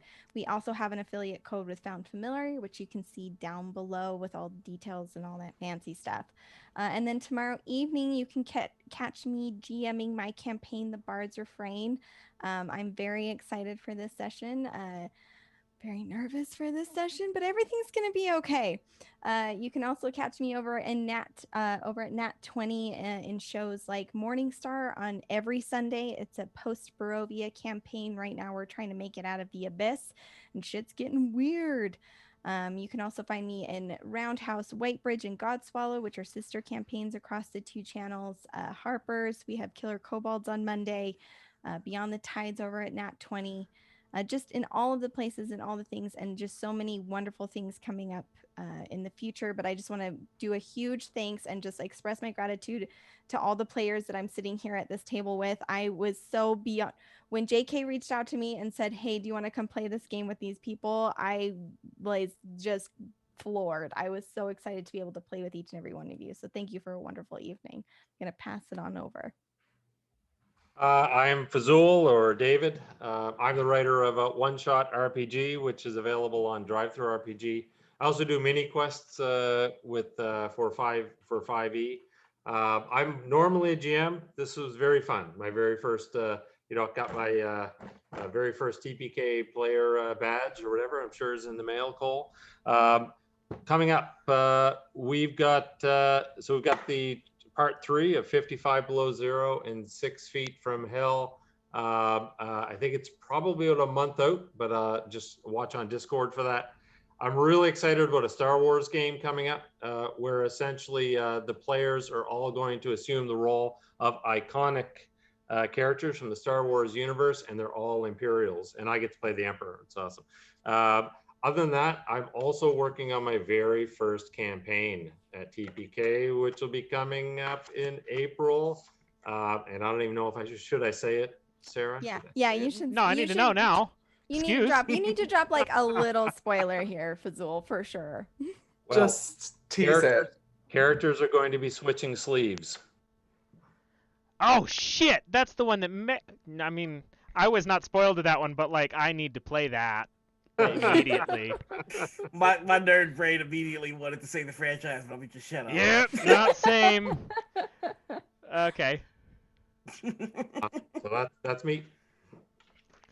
Oh, that's me then. Hey, I'm Noir. You can find me on Twitter, Twitch, YouTube, and Instagram as the Noir Niggly. You can find me on TikTok by dropping the. I've got some things to plug. So tomorrow morning you can find me over on Critical Misses for Morning Ritual. Our guest this week is, I'm the worst at this, Justice Armand. Then later that night, you can find me right back here on TPK Roleplay for Bard's Refrain, where I will struggle to figure out what shenaniganery Sarah is up to. Then on Sunday, you can find me over on Cobalt Press's channel, where I am GMing Into the Southlands. Their Southlands Kickstarter has wrapped up, but they have begun a new Kickstarter, and keep an eye on that because you might find your boy involved in that in some sense. Later Sunday evening, you can find me on Virtual HorrorCon, where I'll be GMing End Times, which is a game that's still being kickstarted right now. So definitely go check it out if you like time travel and the apocalypse. On Monday, you can find me over on Roll20's channel, where I am producing and playing in Kids on Bike. We have a fantastic cast. Definitely recommend checking that out. On Tuesdays, you can find me over on LFM Network for Degrees of Madness. It's me and the team from Perception Studio playing Call of Cthulhu. So that's Call of Cthulhu with puppets. Always a good time. Then on Wednesdays, you can find me over on Black Cats Gaming, where we're playing in Hex Protocol, which is run on the Spy game system. And we're playing with the creator, Sam Levy. So that's a good time. With every other Wednesday, find me right back here on TPK Roleplay for Darkest Night, Brightest Light, our Curse of Strahd campaign. On Thursdays, find me over on Unmade Gaming for our Entanglement Expanse RPG. And then on Fridays, I will sleep. I'm gonna say, Noir, when do you Jesus sleep? Christ, Oh how my did you god. find the time to fit this Every time he pops up on his schedule, I'm both so excited and so horrified. Like, dude, are you okay? Do you need a my glass God. of water? It's okay if You're I can help killing it. This would be it. weekly. So I love that. Honestly, there's some other stuff, but I just You ran out of dude. Take a breather. Yeah, your Walk Twitter, and your tweet count, like your word count on your tweet ran out. I can't talk anymore. It's wonderful. Thank you so much for being a part of it, since today is apparently your sleep day, dude. But hey, you walked out of it with a stoner cat, so you're good. You can't beat that. So now I really want to smoke catnip and see what happens. if you do, tell me. I'm curious. No, so I am your host, Mads, for the Top Shelf. This has been episode 4, Iron and Lies by Bats. You can find me on Twitter, Discord, Twitch at JK Madigan, on Instagram at Carlman Turner. I'm gonna fix that eventually, but I like my Instagram.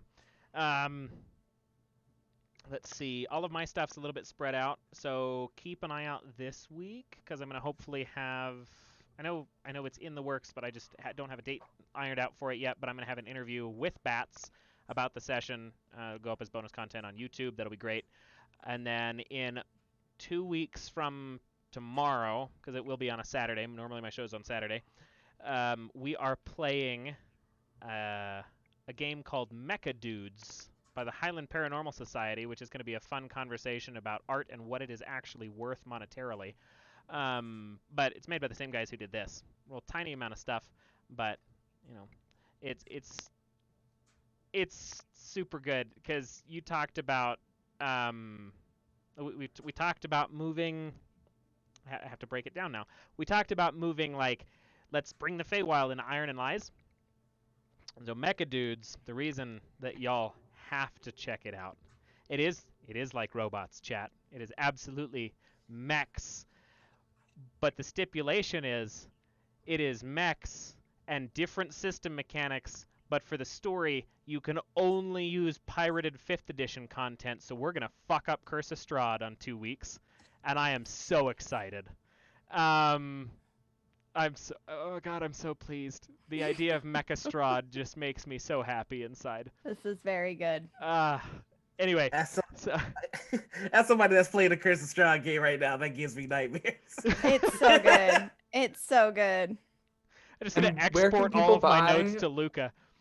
Where can people get Iron and Lies? So Iron and Lies, that's a great question. In case they I'm Yeah. pretty hear sure this and they're like, it's ooh. I want to do some Fae Wild bullshit. Yes. Hit me with no, that you Definitely. Studio got it, man. Ghibli realness. We talked about all the ways that people can turn these shenanigans into their shenanigans, and we needed to give them the tool to do that. It's true. The- Zeke's out here. The game itself, or the guy's channel, is johnbattle.itch.io.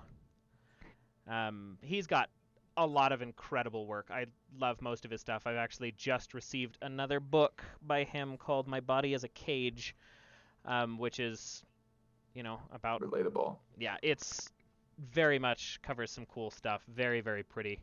And then I've got his .dungeon pre-ordered because that's also fantastic. But yeah, great stuff.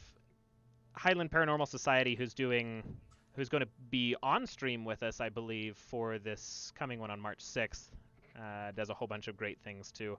And then 2 weeks from then, we're going to have another one, as well as coming up in March. I believe I have the date sort of ironed out, depending on what Sarah's doing. It's going to be, because you've got the Bard's Refrain every month, so I do have to the move Bard's stuff Refrain. around for you. Dibs. Yeah, I know. You called Dibs. dibs, so I'll move it around. No, I'm running Raven's Crest. It's finally back for March, which is spectacular. My horror miniseries set in the 80s. And this is entirely new news to me, but I now have an itch page if you are looking to check out new games and such.